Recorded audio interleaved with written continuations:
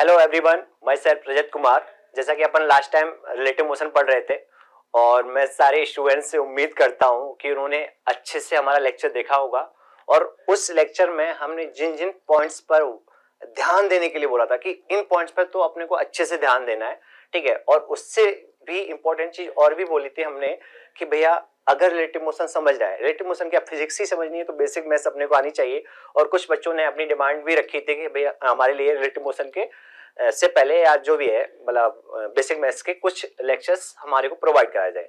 तो हम लोगों ने उस पर चर्चा की सब लोगों के साथ। तो उन्होंने बोला है कि हम बेसिक मैथ्स का, जिसमें पूरी मैथ्स, बेसिक मैथ्स, पूरी मैथ्स नहीं, बेसिक मैथ्स की बात कर रहा हूँ, मैथ्स तो काफी बड़ी है, ठीक है। तो बेसिक मैथ्स जो हमारी फिजिक्स में यूज होती है और उसके बिना हम डेफिनेटली बच्चों को बहुत डिफिकल्टी होती है क्वेश्चन सॉल्व करने में, ठीक है। तो हम वो वाले सारे बेसिक मैथ्स के छोटे छोटे टॉपिक्स है, डिफरेंशिएशन, इंटीग्रेशन, उनको कवर करने वाले हैं और जल्दी से जल्दी कोशिश करेंगे कि हम आप लोगों को अपने चैनल पर वो वीडियो अपलोड करा सकें, ठीक है। जैसा कि हम पढ़ने जा रहे थे रिलेटिव मोशन। रिलेटिव मोशन जब हमने लास्ट टाइम वीडियो में पढ़ा था तो मैंने कुछ कुछ चीजें समझाई थी कि फ्रेम ऑफ रेफरेंस क्या होता है, ऑब्जेक्ट क्या होता है, ऑब्जर्वर क्या होता है, ठीक है। जिसके मोशन के बारे में हमें एनालिसिस करनी है वो हमारे लिए ऑब्जेक्ट हो जाता है और जो एनालिसिस करता है वो हमारे लिए ऑब्जर्वर होता है, ठीक है। फिर फ्रेम ऑफ रेफरेंस की बात की थी। फ्रेम ऑफ रेफरेंस सिंपल क्या होता है, थ्री म्यूचुअली परपेंडिकुलर एक्सिस, एक वॉच और एक ऑब्जर्वर। ऑब्जर्वर अपने आप को हमेशा रेस्ट पे मानता है और कहां पर मानता है, ओरिजिन पे मानता है, ठीक है।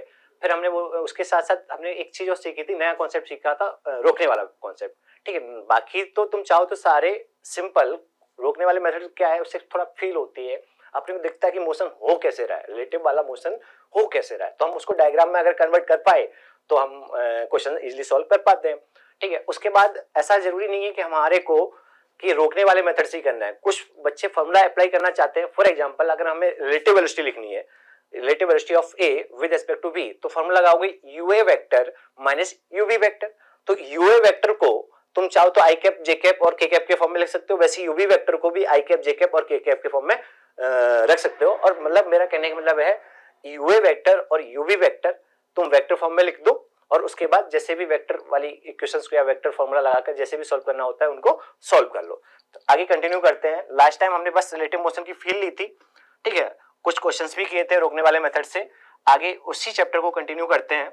आज जो हम पढ़ने वाले हैं, जैसा कि अपने को पिक्स में भी दिख रहा होगा, मेनली क्या, रिवरबोर्ड प्रॉब्लम, रेनमैन प्रॉब्लम, इन पर अपन चर्चा करने वाले हैं, ठीक है। तो इससे पहले एक सबसे इंपॉर्टेंट टॉपिक है रिलेटिव मोशन अंडर ग्रेविटी। भैया इसका मीनिंग क्या है? रिलेटिव मोशन, पहली बात तो रिलेटिव मोशन हम लगाएंगे, ठीक है। लेकिन जिन पार्टिकल्स पर लगाने वाले हैं रिलेटिव मोशन, वो बेसिकली उनका इंडिविजुअल जो मोशन होगा वो मोशन अंडर ग्रेविटी होगा। वो कैसे समझते हैं, मैं एक एग्जांपल लेता हूं। जैसे हमारे पास दो पार्टिकल थे, कोई दो पार्टिकल थे, एक पार्टिकल 1 और दूसरा पार्टिकल 2। यहां पर हम जो मोशन का एनालिसिस करने वाले हैं वो पार्टिकल को जस्ट फेंकने के बाद और ग्राउंड से टकराने के जस्ट पहले तक एनालिसिस करने वाले हैं। ऐसा नहीं मतलब कि हाँ टकरा गया या अभी भी किसी के हाथ में है, वो वाला हम इंस्टेंट कंसीडर नहीं करते। फेंकने के जस्ट बाद और ग्राउंड से टकराने के जस्ट पहले तक ही हम मोशन का एनालिसिस करते हैं। फिर आगे बढ़ते हैं। यहां पर हमने मान लिया, एक एग्जांपल लेते हैं कि मान लो ये पार्टिकल कुछ स्पीड u2 से फेंका कितने एंगल पर, θ2 पर, और ये पार्टिकल हमने फेंका u1 स्पीड से कितने एंगल पर, θ1 एंगल पर, ठीक है। बेसिकली ग्राउंड फ्रेम में या इंडिविजुअली अगर हम इनके मोशन देखें तो ये प्रोजेक्टाइल मोशन करेंगे, ये ऐसे ऐसे दोनों मोशन करेंगे, हम जानते हैं ये दोनों मोशन ऐसे करेंगे। और किस पाथ पर जाएंगे, पैराबोलिक पाथ पर। प्रोजेक्टाइल मोशन के लेक्चर्स ऑलरेडी हमारे चैनल पर डाल दिए गए हैं, तो जिनको प्रोजेक्टाइल मोशन में दिक्कत है वो प्रोजेक्टाइल मोशन के लेक्चर्स देख सकते हैं, ठीक है। और हमें पता है कि ये दोनों पार्टिकल अगर ग्राउंड फ्रेम में हम बात करें तो किस पाथ पर जाने वाले, पैराबोलिक पाथ पर। बट हमें कुछ अलग कॉन्सेप्ट सीखना था, तो हम एक काम करते हैं कि इनिशियल वेलोसिटी ग्राउंड फ्रेम में लिख लेते हैं। तो मैं कंपोनेंट कर लेता हूं इनकी। इस u1 का एक कंपोनेंट इधर आ जाएगा, u1 cos θ1, एक कंपोनेंट इधर आ जाएगा u1 sin θ1, ठीक है। वैसे u2 का भी कंपोनेंट कर लो, u2 का एक कंपोनेंट इधर आ जाएगा u2 cos θ2 एंड एक कंपोनेंट इधर आ जाएगा u2 sin θ2। बहुत बढ़िया, 2 मिनट थोड़ा इसको ऐसे कर, ये u2 था। अच्छा, हमें पता है कि दोनों के मोशन अंडर ग्रेविटी हैं, तो दोनों के पास एक्सेलरेशन जो होगा वो सिर्फ और सिर्फ एक्सेलरेशन ड्यू टू ग्रेविटी होगा। तो एक्सेलरेशन ऑफ पार्टिकल 1 नीचे की तरफ होगा और एक्सेलरेशन ऑफ पार्टिकल 2 भी किधर होगा, नीचे की तरफ होगा, ये ग्राउंड के रिस्पेक्ट में। मैं एक काम करता हूं, इधर मैं y एक्सेस मान लेता हूं और इधर x एक्सेस मान लेता हूं। x एक्सेस के अलोंग मैंने यूनिट वेक्टर i कैप ले लिया, इधर j कैप ले लिया, नेगेटिव y में माइनस j कैप और नेगेटिव x में माइनस i कैप। मैं दोनों पार्टिकल की इनिशियल वेलोसिटी लिखता हूं। Initial velocity of particle 1, x component कितना है u1 cos theta 1, x positive x के अलोंग है तो i कैप चिपका दो, प्लस y कंपोनेंट कितना है u1 sin थीटा 1, ये कंपोनेंट पॉजिटिव y के अलोंग है तो j कैप चिपका दो। वेक्टर फॉर्म में लिख रहे हैं हम लोग, ठीक है। वैसे acceleration of particle 1 in ground frame क्या वर्टिकली डाउनवर्ड है, जिसका मैग्नीट्यूड कितना है g और डायरेक्शन किधर है माइनस j कैप, ठीक है। वैसे पार्टिकल 2 के बारे में भी लिख लो, initial velocity of particle 2 in ground frame is equal to u2 cos theta 2 i cap plus u2 sin theta 2 j cap. वैसे एक्सेलरेशन लिख लेते हैं, acceleration of particle 2 in ground frame g तो उसका मैग्नीट्यूड था और डायरेक्शन किधर थी, नीचे की तरफ, ठीक है। बहुत बढ़िया। अब हम बात करने वाले हैं कि इंडिविजुअल, हमें पता है कि इनके जो मोशन होने वाले हैं वो प्रोजेक्टाइल मोशन होने वाला है और दोनों ही मोशन हमने पहले से पढ़े हुए हैं, बट हम फ्रेम चेंज कर रहे हैं। ग्राउंड फ्रेम में हमने दोनों पार्टिकल्स के मोशन का एनालिसिस किया हुआ है, मैं फ्रेम चेंज कर रहा हूं। मैं किसी एक पर बैठकर, मैंने क्या बोला, मैं किसी एक पार्टिकल पर बैठकर दूसरे पार्टिकल को देखना चाहता हूं। फिर मैंने बोला था जिस पर बैठ जाते हो, बेसिकली ऑब्जर्वर अपने आप को 30 मार का समझता है, मतलब हेल्दी बंदा, तो जिस पर भी हेल्दी बंदा एकदम मोटा चौड़ा बैठेगा वो तो अपने आप रेस्ट पर आ जाएगा। तो मैंने बोला था कि ऑब्जर्वर जहां पर भी बैठा होता है वो अपने आप को क्या मान लेता है, रेस्ट पर मान लेता है। तो मैं देखना चाहता हूं motion of particle 1 with respect to particle 2। फिर पहले भी हमने लास्ट लेक्चर में बात की थी, पार्टिकल 1 के मोशन का एनालिसिस करना चाहते तो ये हमारे लिए ऑब्जेक्ट हो गया और जिसके रिस्पेक्ट में करना चाहते हैं वो हमारे लिए ऑब्जर्वर हो गया और वो अपने आप को किस में मानेगा, रेस्ट पर। तो लिख लेते हैं, तो हमें किसके मोशन का एनालिसिस करना है, 1 के, किसके रिस्पेक्ट में, 2 के रिस्पेक्ट में। तो इनकी सभी की इनिशियल रिलेटिव वेलोसिटी लिख लो, u relative means initial relative velocity of particle 1 with respect to particle 2 is equal to u1 vector minus u2 vector. सारी वैल्यू डाल दो u रिलेटिव में। u1 वेक्टर हमारा था u1 cos theta 1 i cap plus u1 sin theta 1 j cap.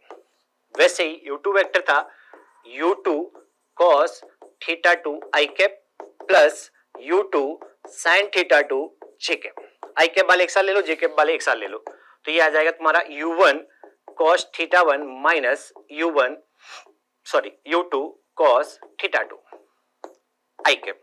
ये i cap वाले एक साथ, ये i कैप वाले एक साथ, वैसे j कैप वाले एक साथ, ये j कैप वाले एक साथ, ठीक है। Plus u1 sin theta 1 minus u2 sin theta 2 और बाहर क्या आ जाएगा, j कैप। ये तो अपना क्या हो गया, इनिशियल रिलेटिव वेलोसिटी, ठीक है। जब रिलेटिव वेलोसिटी देख रहे हैं तो रिलेटिव एक्सेलरेशन भी देख लेते हैं। तो ए रिलेटिव क्या हो जाएगा, हम देखना क्या चाह रहे थे, 1 का 2 के रिस्पेक्ट में, तो acceleration of 1 with respect to 2 वो क्या हो जाएगा, acceleration of 1 minus acceleration of 2। 1 का एक्सेलरेशन कितना था, minus g cap, minus sign already फॉर्मूले में लगा हुआ है, a2 कितना था, माइनस जी कैप। तो ए रिलेटिव क्या, ये उड़ गया, 0 आ गया। अरे क्या बात है, ये तो चमत्कार हो गया। ए रिलेटिव 0, तो क्या हम बोल सकते हैं क्या वी रिलेटिव या यू रिलेटिव हमेशा कांस्टेंट रहेगा। जब वेलोसिटी हमारी कांस्टेंट होती है तो पाथ हमेशा स्ट्रेट लाइन होता है। अगर हम पाथ की बात करें तो वो क्या होगा, स्ट्रेट लाइन। मींस अगर हम इन दोनों पार्टिकल के इंडिविजुअल मोशन देखता, अगर हम लोग इन दो पार्टिकल्स के इंडिविजुअल मोशंस को देखते तो इन दोनों पार्टिकल्स के मोशन अंडर ग्रेविटी थे। मींस इनके पास एक्सेलरेशन था और किधर था, टुवर्ड्स द ग्राउंड, और ये किस पाथ को फॉलो करते, पैराबोलिक पाथ को, और इनका मोशन कौन सा होता, प्रोजेक्टाइल मोशन। बट मैं किसी एक पार्टिकल पर बैठ गया, किस पर बैठ गया मैं, 2 पर, और 2 पर बैठकर अब मैं किसको देख रहा हूं, 1 को। तो मुझे यहां से पता लगा कि इनका रिलेटिव एक्सेलरेशन तो क्या आ गया, 0। इसका मतलब जो इनिशियल रिलेटिव वेलोसिटी थी वो हमेशा क्या रहेगी, कांस्टेंट। इसका मतलब एक पर बैठकर दूसरे पार्टिकल को देखेंगे तो दूसरे पार्टिकल का जो मोशन होगा वो मोशन विद कांस्टेंट वेलोसिटी होगा और अलोंग द स्ट्रेट लाइन होगा, क्योंकि हमें पता है जब वेलोसिटी कांस्टेंट रहती है तो पार्टिकल स्ट्रेट लाइन के अलोंग ही जाता है। और बात कर लेते हैं, ये तो हमने प्रॉपर तरीके से फॉर्मूले लगाए, मैं इसी पे कुछ चीजें और बात करता हूं, जैसे कि और डिटेल्स में चलते हैं अपन, है ना। मैंने अभी निकाला था यू रिलेटिव, वो हमारा आया था u1 cos θ1 minus u2 cos θ2 i cap plus u1 sin θ1 minus u2 sin θ2 j cap. ये रिलेटिव वेलोसिटी थी और ए रिलेटिव क्या था, जीरो था। ठीक है, तो यहाँ पर जो भी हमें अगर रिलेटिव मोशन वाले फॉर्मूला लगाने हैं तो हमें फॉर्मूला कौन सा लगाना चाहिए, S relative equal to U relative या वी रिलेटिव इनटू टी। तो किसी टाइम इंटरवल टी में दोनों के बीच का सेपरेशन क्या होगा, हम इजिली इससे निकाल सकते हैं। बट मैं इसके मोशन का डायग्राम बनाना चाहता हूं। हम लोग लिख रहे थे motion of particle 1 with respect to particle 2। ठीक है, उसका डायग्राम बनाते हैं। तो जिसके रिस्पेक्ट में करते थे हम लोग, जिसके रिस्पेक्ट में करते थे वो हमारे लिए क्या होता था, रेस्ट पर, और जिसके मोशन का एनालिसिस करते थे वो हमारे लिए ऑब्जेक्ट हो जाता था। तो ये पार्टिकल 2 के रिस्पेक्ट में कर रहे हैं। ठीक है, तो पार्टिकल 2 के पास एक कंपोनेंट इधर की तरफ था, कितना था, u2 cos θ2, और एक कंपोनेंट इधर की तरफ था ग्राउंड फ्रेम में, u2 sin θ2। वैसे ही 1 के पास, पार्टिकल 1 के पास एक कंपोनेंट वेलोसिटी का इधर था u1 cos θ1, और ये कंपोनेंट था u1 sin θ1। ये ग्राउंड के फ्रेम में थे, बट हमें किसके रिस्पेक्ट में करना था, 2 के रिस्पेक्ट में। तो हालांकि पूरा प्रॉपर फॉर्मूला लगाकर भी हमने देखा, बट रोकने वाले मेथड से कैसे करेंगे। ठीक है, इस पार्टिकल 2 जिसके रिस्पेक्ट में निकालना है उसको रोक दो और उसकी सारी चीजें उल्टा करके जोड़ दो। तो ये वाला कंपोनेंट किधर था, राइट में, तो उल्टा करके जोड़ेंगे तो किधर जुड़ेगा, लेफ्ट में, u2 cos θ2। वैसे ये वाली वेलोसिटी किधर थी, ऊपर की तरफ, तो इसको रोक दिया, तो इसकी वेलोसिटी इसमें उल्टा करके जोड़नी है। तो कैसे उल्टा करके जोड़ेंगे, ऊपर था तो नीचे जुड़ेगा, ये कोई हो जाएगा u2 sin θ2। मैं मान रहा हूं कि u1, ऐसा मैं मान के चल रहा हूं, हालांकि जब मैं न्यूमेरिकल वैल्यू लेता तो मुझे पता होता कि ये कंपोनेंट ज्यादा है कि ये कंपोनेंट ज्यादा है। तो u1 sin θ1 greater than u2 sin θ2, ऐसा मैंने माना है ना, नहीं तो क्वेश्चन में डेटा दे रखा होगा तो उसमें पता होगा। वैसे ही मैं मान रहा हूं u1 cos θ1 ज्यादा है किससे, u2 cos θ2 से। ठीक है, हमें पता था इनके पास इंडिविजुअल ग्राउंड के फ्रेम में एक्सेलरेशन भी था। वो एक्सेलरेशन कौन सा था, एक एक्सेलरेशन इधर था g इनके पास, और इसके पास भी एक्सेलरेशन इधर था g। जब मैंने इसको रोका तो एक्सेलरेशन को भी उल्टा करके जोड़ना था। तो ये एक्सेलरेशन नीचे की तरफ था, तो इसमें उल्टा करके जोड़ते तो किधर जुड़ता, ऊपर की तरफ। तो क्या देख, ये एक्सेलरेशन और ये एक्सेलरेशन एक दूसरे को कैंसिल आउट कर रहे हैं। अब इन दोनों वेलोसिटीज का रिजल्टेंट किधर आएगा, जो जीता वो सिकंदर। तो ये वेलोसिटी ज्यादा है और ये कम है, तो u1 sin θ1 and u2 sin θ2 का रिजल्टेंट किस साइड आएगा, ऊपर की तरफ। और क्या हो जाएगा, u1 sin θ1 minus u2 sin θ2। वैसे ही u1 cos θ1 ज्यादा है किससे, u2 cos θ2 से। तो इन दोनों वेलोसिटी का रिजल्टेंट किधर आएगा, राइट में, और कितना होगा, u1 cos θ1 minus u2 cos θ2। बहुत बढ़िया, जबरदस्त। ठीक है, ये किसका डायग्राम बना, एक्सेलरेशन तो क्या हो गया, जीरो। ये किसका डायग्राम बना, motion of particle 1 with respect to particle 2। इसका मतलब पार्टिकल 2 हमारे लिए क्या है, रुका हुआ है, यहीं पर रुका हुआ है, स्टॉप। ये पार्टिकल तो यहां पर अब रुका हुआ है। यही तो चमत्कार है रिलेटिव मोशन का, कि हम सच्चाई में हमें पता है कि दोनों इंडिविजुअल मोशन कर रहे थे, बट हम जैसे ही पार्टिकल 2 पर बैठ गए तो पार्टिकल 2 के रिस्पेक्ट में पार्टिकल 1 क्या कर रहा है, मोशन विद कांस्टेंट वेलोसिटी। अब जब वेलोसिटी कांस्टेंट होती है तो उसका जो मोशन होता है वो अलोंग द स्ट्रेट लाइन होता है। ठीक है, अभी पार्टिकल 2 रुका हुआ है, पार्टिकल 2 के लिए पार्टिकल 1 क्या कर रहा है, पार्टिकल 2 के लिए पार्टिकल 1 क्या कर रहा है, तो उसे जो दिखेगा वही तो बताएगा। तो क्या इसे हम बोल देते हैं u रिलेटिव x और इसे बोल देते हैं u रिलेटिव y। क्या u रिलेटिव x और u रिलेटिव y का रिजल्टेंट इधर कहीं आएगा, नेट रिलेटिव वेलोसिटी। ठीक है, ये मान लो किसी एंगल पर आ गई अल्फा पर। तो अब हमारे लिए पार्टिकल 2 जो देख रहा है, मान लो अगर वो ऑब्जर्वर था तो उसके लिए पार्टिकल 1 किस पाथ के अलोंग जाता हुआ देखेगा, इस पाथ के अलोंग, मतलब जिधर नेट रिलेटिव वेलोसिटी होगी। पार्टिकल 1 पार्टिकल 2 के लिए किधर ज्यादा दुखेगा, जिधर नेट रिलेटिव वेलोसिटी होगी। तो u1 u रिलेटिव x और u रिलेटिव y का जो रिजल्टेंट होगा वो हमारा u रिलेटिव नेट होगा।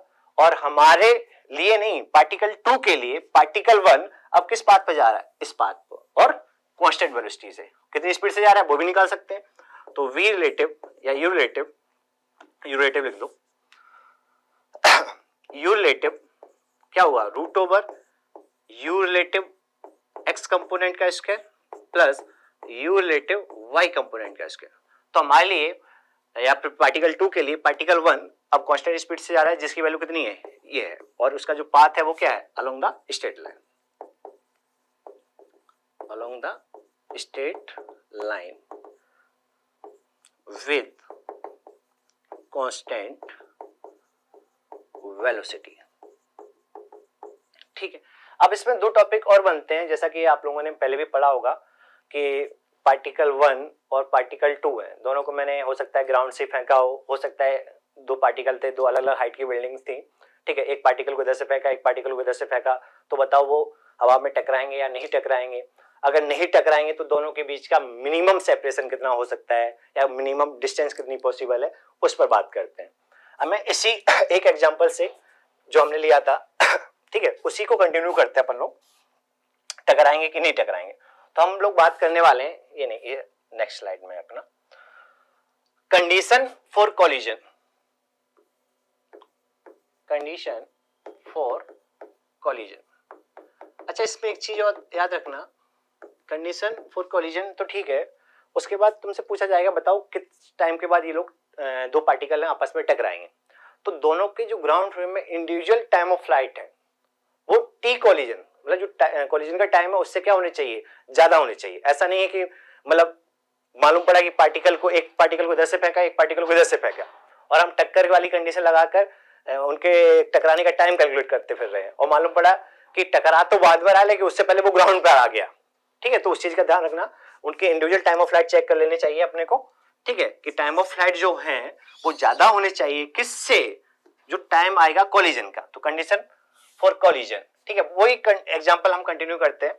हमने देखा था कि motion of particle 1 with respect to particle 2, particle 2 अब हमारे लिए रुका हुआ था, पार्टिकल 1 के पास 2 के रिस्पेक्ट में क्या क्या था, एक इधर वेलोसिटी थी u रिलेटिव x जिसकी वैल्यू थी u1 cos theta 1 minus u2 cos theta 2, और एक इधर वेलोसिटी थी u रिलेटिव y, मतलब y component u1 sin theta 1 minus u2 sin theta 2। अगर हम चाहते हैं कि पार्टिकल 1 और पार्टिकल 2 से आपस में टकराए या पार्टिकल 1 पार्टिकल 2 से टकराए, अब पार्टिकल 2 के लिए क्या होगा, पार्टिकल 2 के लिए जिधर इन दोनों वेलोसिटी का रिजल्टेंट होगा उधर ही पार्टिकल 1 जाएगा। पार्टिकल 2 के लिए जिधर इन दो वेलोसिटी का रिजल्टेंट होगा उधर ही पार्टिकल 1 जाएगा। बट अगर हम चाहते हैं कि ये पार्टिकल दोनों आपस में टकराए, तो ये तो अब हमारे लिए रुका हुआ है ना, ये तो यहाँ पर रुका हुआ है, रेस्ट कर रहा है। ठीक है, तो अगर चाहता है कि पार्टिकल 1 इससे टकराए तो क्या पूरी की पूरी रिलेटिव वेलोसिटी क्या अलोंग द लाइन जॉइनिंग होनी चाहिए। सोचो, आप लोग सोचो, अगर हम चाहते हैं कि पार्टिकल 1 और पार्टिकल 2 आपस में टकराए, हमें ये पता है कि पार्टिकल 2 के लिए particle 1 along the straight line motion करेगा, और मोशन विद कांस्टेंट वेलोसिटी होगा। ठीक है, तो और होगा किधर, जिधर इन दो वेलोसिटी का रिजल्टेंट होगा, क्या उधर ही नेट पाथ होगा। ठीक है, बट हम चाहते हैं कोलिजन हो जाए, तो क्या relative velocity perpendicular to the line joining, किसकी लाइन जॉइनिंग, दोनों पार्टिकल्स को जोड़ने वाली लाइन। देखो मैं बताऊंगा इसके बाद कैसे क्वेश्चन में अप्रोच करना है। U relative perpendicular to the line joining should be 0। ये बात क्या बोले, सही बात है। अगर relative velocity perpendicular to the line joining या फिर ये वाला कंपोनेंट अगर 0 हो जाए, तो क्या पूरी की पूरी relative velocity along the line joining होगी। तो ये अब हमारे पास ये कंपोनेंट है ही नहीं, तो नेट रिलेटिव वेलोसिटी अब किधर होगी, हॉरिजॉन्टल में होगी। अब ये सीधे सीधे जाएगा और जाकर यहाँ पर टकरा जाएगा। तो relative velocity perpendicular to the line joining क्या होनी चाहिए, जीरो होनी चाहिए। या फिर हम बोल सकते हैं जब दो पार्टिकल्स को आपस में टकराना है, जब दो पार्टिकल्स को आपस में टकराना है तो पूरी की पूरी relative velocity along the line joining होनी चाहिए। सर हम क्वेश्चंस कैसे करेंगे, क्वेश्चंस भी करेंगे। कंडीशन हमने लिख ली, ये हमारे लिए क्या हो गया, मान लो ये डिस्टेंस दे रखी थी डी, ठीक है, तो मैंने क्या बोला, relative velocity perpendicular to the line joining should be zero. तो क्या u रिलेटिव y, यहां पर perpendicular to the line joining relative velocity कौन सी है, y वाली, क्या ये जीरो हो जाएगी, means u1 sin θ1 is equal to u2 sin θ2। ठीक है, तो हमारे लिए पार्टिकल 2 के लिए, पार्टिकल 1 कितनी वेलोसिटी से आ रहा है, इस वेलोसिटी से आ रहा है, क्या यही अब नेट रिलेटिव वेलोसिटी होगी जिसकी वैल्यू कितनी है u रिलेटिव x, ठीक है, और उसकी वैल्यू कितनी है u1 cos θ1 minus u2 cos θ2। अब मेरे से बोला जाए बताओ ये कितने टाइम बाद टकराएंगे, तो हमें पता है कि motion of one with respect to two क्या है, विद कांस्टेंट वेलोसिटी है, तो क्या हम s relative is equal to u relative into t लगा सकते हैं। ठीक है, तो पार्टिकल 1 को पार्टिकल 2 से टकराने के लिए कितनी डिस्टेंस ट्रेवल करनी पड़ेगी d, और कितनी स्पीड से, क्या पार्टिकल 2 के रिस्पेक्ट में पार्टिकल 1 क्या अब इस स्पीड से आ रहा है, डिस्टेंस इतनी चलनी है और इस स्पीड से चलनी है, तो टकराने में टाइम कितना लगेगा, तो t collision is equal to s relative upon u relative. ठीक है, तो s रिलेटिव कितना था भैया, d था, कितनी स्पीड से आना था, ये अभी लिखी थी u1 cos θ1 minus u2 cos θ2। बहुत बढ़िया। ठीक है, अब अपने को याद क्या रखना है, हमेशा जब भी, अब इसमें दूसरी प्रॉब्लम ये बनती है, जैसे मान लो एक बिल्डिंग ये थी, दूसरी बिल्डिंग ये थी, है ना, इसकी भी कुछ हाइट दे दी मान लो 100 मीटर, ठीक है, और ये भी मान लो कुछ हाइट दे दी, कुछ भी ले लो मतलब 80 मीटर, ये सेपरेशन इनके बीच का दे दिया, कुछ भी ले लो, चलो 50 मीटर ले लो, तुम्हारी मर्जी, कुछ भी ले लो। क्वेश्चन हम आगे सॉल्व करेंगे। अब बोला जाएगा एक पार्टिकल को मैंने इधर फेंका कुछ स्पीड से, u1 स्पीड से θ1 एंगल पर, दूसरे पार्टिकल को फेंका मान लो इधर। अब कुछ इन्फॉर्मेशन दे रखी होगी और कुछ पूछ लेगा तुमसे, क्या पूछ सकता है, तो लेकिन कॉन्सेप्ट तो वही है, दोनों के मोशन जो है, मोशन अंडर ग्रेविटी है इंडिविजुअल, बट एक पर बैठकर हम दूसरे पार्टिकल को देखेंगे तो मुझे पता है कि एक का मोशन दूसरे के रिस्पेक्ट में मोशन विद कांस्टेंट वेलोसिटी होगा और अलोंग द स्ट्रेट लाइन होगा। ठीक है, तो कंडीशन फॉर कोलिजन क्या होनी चाहिए, तो हमेशा जिस स्टेट पे सिचुएशन जो भी दे रखा है क्वेश्चन में, जो भी सिचुएशन दे रखी है, और हमें पता है कि इन दोनों पार्टिकल्स को टकराना है, तो क्वेश्चन में अप्रोच कैसे करना है मैं उसकी बात कर रहा हूं।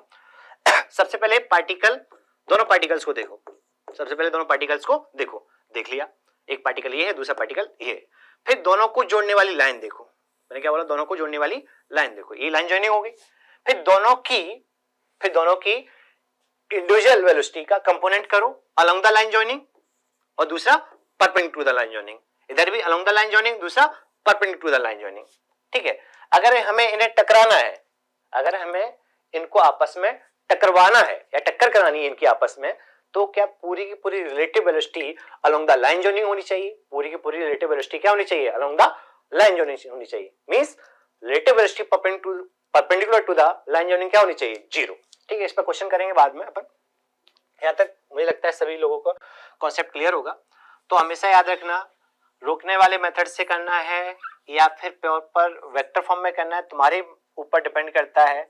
जैसे मैंने इस क्वेश्चन की शुरुआत की थी, पहली स्लाइड पर अपन चलते हैं, मैंने यहाँ पर तुमको दिखाया कि मैं चाहूँ तो प्रॉपर आई कैप और जे कैप यूज करते हुए फॉर्मूले में वैल्यू पुट करूंगा, प्रॉपर डायरेक्शन वगैरह सब एक साथ आ जाएगी, इसमें कोई कंफ्यूजन नहीं होगा, है ना। हालांकि रोकने वाले मेथड में भी कंफ्यूजन नहीं होता है, जैसे कि मैंने दूसरा वाला डायग्राम बनाया था, motion of particle 1 with respect to particle 2। ठीक है, तो अपन ने क्या करा था, यहाँ पर भी वेलोसिटी थी u2 cos θ2, तो इसको रोक दिया था और इसकी सारी चीजें उसमें उल्टा करके जोड़ दी थी। अब ये जो डायग्राम दिख रहा था मुझे, वो मोशन ऑफ पार्टिकल 1 था, किसके रिस्पेक्ट में, 2 के रिस्पेक्ट में। 2 हमारे लिए अब रुका हुआ था, यहाँ पर 2 हमारे लिए अब क्या है, रुका हुआ है, और 2 के रिस्पेक्ट में 1 के पास क्या है, एक कंपोनेंट इधर था, एक कंपोनेंट इधर था।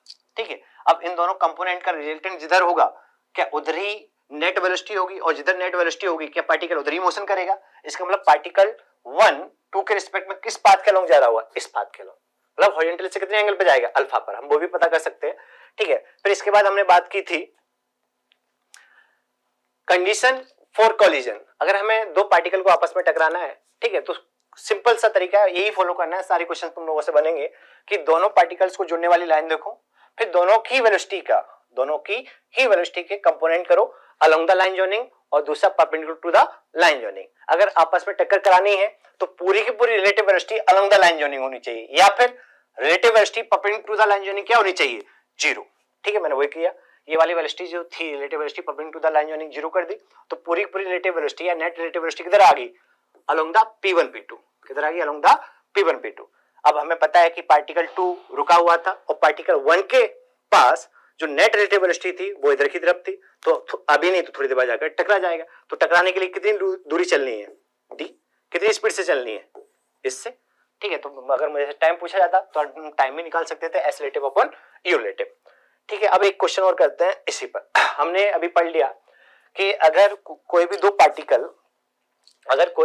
पार्टिकल मोशन अंडर ग्रेविटी करते हैं और एक पर बैठकर अगर हम दूसरे पार्टिकल को देखते हैं तो उनका जो मोशन होता है, मोशन विद कांस्टेंट वेलोसिटी होता है ना। एक पर बैठकर दूसरे पार्टिकल को देखते हैं, बट सच्चाई में इंडिविजुअल मोशन तो तुम्हें पता है ना। इसके पास भी जी है, अगर हम ग्राउंड फ्रेम में बात करें तो इसके पास भी एक एक्सेशन जी है और इसके पास भी एक्सेशन जी है। ठीक है, तो हमें पता है ए रिलेटिव जो है means acceleration of A with respect to B वो कितना है, minus g j cap minus g j cap, मतलब कितना है, जीरो है। ठीक है, बट ग्राउंड के फ्रेम में ये है जो तुम्हारे सामने है। और अगर हम बात करें रिलेटिव वाले कॉन्सेप्ट से, मींस हम क्या करना चाहते हैं, दोनों में से किसी, क्वेश्चन क्या था, calculate the height where the walls will meet. Obvious सी बात है, एक 100 मीटर की एक बिल्डिंग थी, ठीक है, उसके टॉप से मैंने एक पार्टिकल को 20 मीटर पर सेकंड से फेंका नीचे की तरफ और ग्राउंड से एक पार्टिकल को फेंका 20 मीटर पर सेकंड से ऊपर की तरफ। ग्राउंड के फ्रेम में दोनों के मोशन अंडर ग्रेविटी हो रहे हैं, मींस इसके पास वेलोसिटी ऊपर की तरफ है बट एक्सेलरेशन नीचे की तरफ है, तो इसका रिटार्डेशन होगा। एक इंस्टेंट ऐसा आएगा जहां पर ग्राउंड के फ्रेम में बता रहा हूं, जहां पर इसकी वेलोसिटी क्या हो जाएगी, जीरो हो जाएगी, बट उसके पास एक्सेलरेशन नीचे की तरफ था, क्या वो फिर से मोशन करेगा। बट इस पार्टिकल की बात करें ग्राउंड फ्रेम में, तो क्या इसके पास वेलोसिटी भी नीचे है, एक्सेलरेशन भी नीचे है, तो क्या ये नीचे की तरफ क्या हो रहा है, एक्सेलरेट हो रहा है, तो ये कहीं ना कहीं टकराएंगे। तो क्वेश्चन में वही पूछा गया था कि बताओ ये दोनों बॉल आपस में कहां टकराएंगे। तो हमने ये क्वेश्चन वन डायमेंशनल मोशन में भी किया होगा, ठीक है, बट ये रिलेटिव मोशन से थोड़ा इजी हो जाता है, तो हम लोग रोकने वाले मेथड को अपनाएंगे। हमें पता है कि जब दो पार्टिकल मोशन अंडर ग्रेविटी करते हैं तो एक के रिस्पेक्ट में दूसरे का मोशन विद कांस्टेंट वेलोसिटी होता है, अलोंग द स्ट्रेट लाइन होता है। तो किसको रोकना चाहते हो, हमने यहाँ पर acceleration of A with respect to B निकाला है, तो बी को रोक देते हैं, बी को रोक दो, बी को हमने रोक दिया। ठीक है, तो ए के पास खुद की ग्राउंड के रिस्पेक्ट में क्या क्या वेलोसिटी थी, वेलोसिटी तो 20 थी नीचे की तरफ और एक्सेशन था नीचे की तरफ जी। ठीक है, बी को रोक दिया, तो बी की सारी चीजें उल्टा करके ऐड करोगे, तो बी की वेलोसिटी किधर है, ऊपर की तरफ, उल्टा करके ऐड करोगे तो किधर ऐड होगा, नीचे की तरफ। ठीक है, ये बी की वेलोसिटी थी कितना, 20 और एक्सेशन किधर था, नीचे की तरफ, तो उल्टा करके जोड़ोगे तो किधर आएगा, ऊपर की तरफ। तो देख, अब ये जो डायग्राम बना वो है हमारा motion of A with respect to B, मतलब बी हमारे लिए अब रुका हुआ है, बी हमारे लिए क्या है, रुका हुआ है, बी हमारे पर रुका हुआ है। ठीक है, बी को एक का मोशन क्या दिख रहा है, उसको दिख रहा है कि इसके पास एक्सेशन तो कुछ है ही नहीं और नेट रिलेटिव वेलोसिटी इनिशियली किधर है, नीचे की तरफ, कितना 20 और 20 सेम डायरेक्शन में, तो ऐड हो जाएंगे कितना 40। तो हमारे पास एक का motion of A for B क्या है, इनिशियल रिलेटिव वेलोसिटी नीचे की तरफ है कितना 40 एंड एक्सेशन कितना है 0। अब ये यहाँ पर बी वाली जो बॉल थी आपस में आप मस्त रेस्ट पर रखी हुई है हमारे लिए, जैसे हमने रिलेटिव वाला कॉन्सेप्ट लगाया। ठीक है, अब हम सब लोग जानते हैं कि इस बॉल को इस बॉल से टकराना है, तो क्या टकराने के लिए क्या हाइट ऑफ बिल्डिंग की इक्वल डिस्टेंस ट्रेवल करनी पड़ेगी। तो ये डिस्टेंस कितनी देर रखी थी अपने को, 100 मीटर, कितनी देर रखी थी 100 मीटर। तो टाइम निकालना था कितने टाइम बाद टकराएंगे, तो एस रिलेटिव इक्वल टू क्या, यू रिलेटिव इनटू टी। टकराने के लिए कितनी डिस्टेंस चलनी है 100 मीटर, कितनी स्पीड से 40 मीटर पर सेकेंड से इनटू टी। तो टी इक्वल टू कितना हो जाएगा, 0 से 0 हो गया 5/2 सेकेंड। इसका मतलब 5/2 सेकेंड के बाद ये दो पार्टिकल आपस में टकरा जाएंगे, 5/2 सेकंड के बाद आपस में टकरा जाएंगे। ये हमने माना था ये t = 0 की सिचुएशन है, ऑब्वियस सी बात है, इस पर तो अच्छे से अपन चर्चा कर चुके थे। ये t = 0 की सिचुएशन थी, तो इसमें दो क्वेश्चन पूछे जा सकते हैं कि बताओ ये कितने टाइम बाद टकराएंगे। दूसरा क्वेश्चन पूछा जा सकता है कि बताओ ये कितनी हाइट पर टकराएंगे। तो मैंने एक बार टाइम निकाल लिया कि टाइम भैया 5/2 सेकंड बाद ये आपस में टकरा जाएंगे, बट अपने से पूछा जाए कितनी हाइट पर टकराएंगे, तो क्या हम इंडिविजुअल मोशन का एनालिसिस कर लेंगे, क्या किसी एक पार्टिकल की एनालिसिस कर लें, बी के बारे में एनालिसिस कर लेते हैं। ठीक है, बी के पास देख लो एक बार, वेलोसिटी ऊपर की तरफ है 20, एक्सेलरेशन नीचे की तरफ है ग्राउंड फ्रेम में, और टाइम टकराने का कितना आया 5/2 सेकंड। 5/2 ही है ना, 2 5 10 2, ठीक है, तो 5/2 ही आ रहा है। ठीक है, इस पर बात कर रहे थे। तो यहां पर हमने देखा था ये बिल्डिंग थी 100 मीटर की, ये बी के पास ग्राउंड फ्रेम में इनिशियल वेलोसिटी कितनी थी 20 मीटर पर सेकेंड, और एक्सेलरेशन कितना था जी नीचे की तरफ, जी की वैल्यू ले लेते हैं 10 मीटर पर सेकेंड। ठीक है, हमें पता है कि 5/2 सेकेंड बाद टकराना है। टी कोलिजन कितना था 5/2 सेकेंड।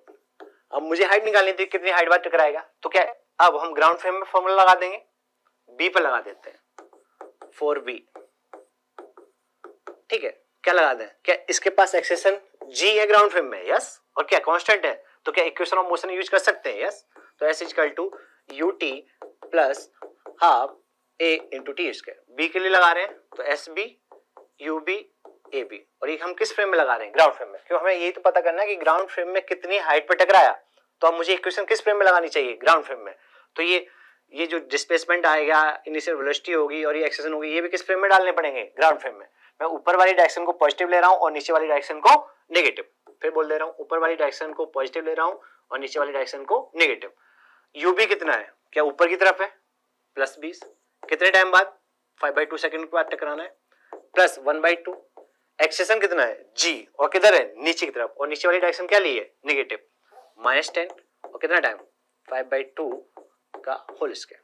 तो यहां से सॉल्व कर लेना जो भी आएगा, ये तुम्हारा आ जाएगा 10 बार, तो ये हो गया तुम्हारा 50, ठीक है, -1/2 इंटू 10 इंटू 25/4, ठीक है, सॉल्व कर लेना इसको, ये 5 टाइम्स ला जाएगा, तो ये हो जाएगा 200 - 125, तो 200 - 125 तो 75/4 मीटर। ठीक है, ये क्या गया displacement of be in time interval 5/2 second. इसका मतलब 75/4 मीटर पर बी यहां से 75/4 मीटर ऊपर की तरफ, 75/4 मीटर ऊपर की तरफ टकरा जाएगा। मतलब जब दोनों बॉल टकराई होंगी तो ग्राउंड से कितनी हाइट पर होंगी, कितनी हाइट पर होंगी, बी यहां पर होगी और ए भी यहां पर पहुंच चुकी होगी, और वो आंसर कितना होगा 75/4 मीटर। सभी को क्लियर है बेटा? जो भी चीज समझ में नहीं आई हो, क्योंकि ये रिवीजन सीरीज है, थोड़ा फास्ट भी लग रहा होगा, है ना, हालांकि मैं कोशिश कर रहा हूँ ये बहुत ज़्यादा फास्ट नहीं पढ़ाऊँ, क्योंकि मुझे पता है रिलेटिव मोशन की फील बहुत कम आती है। ठीक है, तो उसको अच्छे से पढ़ो, समझो। ठीक है, एक बार समझ में नहीं आए तो हार नहीं माननी होती है कि अपने से ना हो पाएगा, ऐसा थोड़ी होता है। ऐसे तो जिंदगी में बहुत सारी चीज़ें होंगी जो तुम्हें रियलाइज करा देंगे यार ये अपने से नहीं हो सकता है, बट हार नहीं माननी है। एक बार समझ में नहीं आया तो दूसरी बार ट्राई करो, तीसरी बार ट्राई करो, है ना, और तब तक ट्राई करते रहो जब तक कि अपने को चीज़ें क्लियर ना हो जाए, मतलब फील ना आ जाए। ठीक है, तो रिलेटिव मोशन अंडर ग्रेविटी सभी को क्लियर होगा। ठीक है, इस पर हमने बात कर ली, काफी ज्यादा बात कर ली।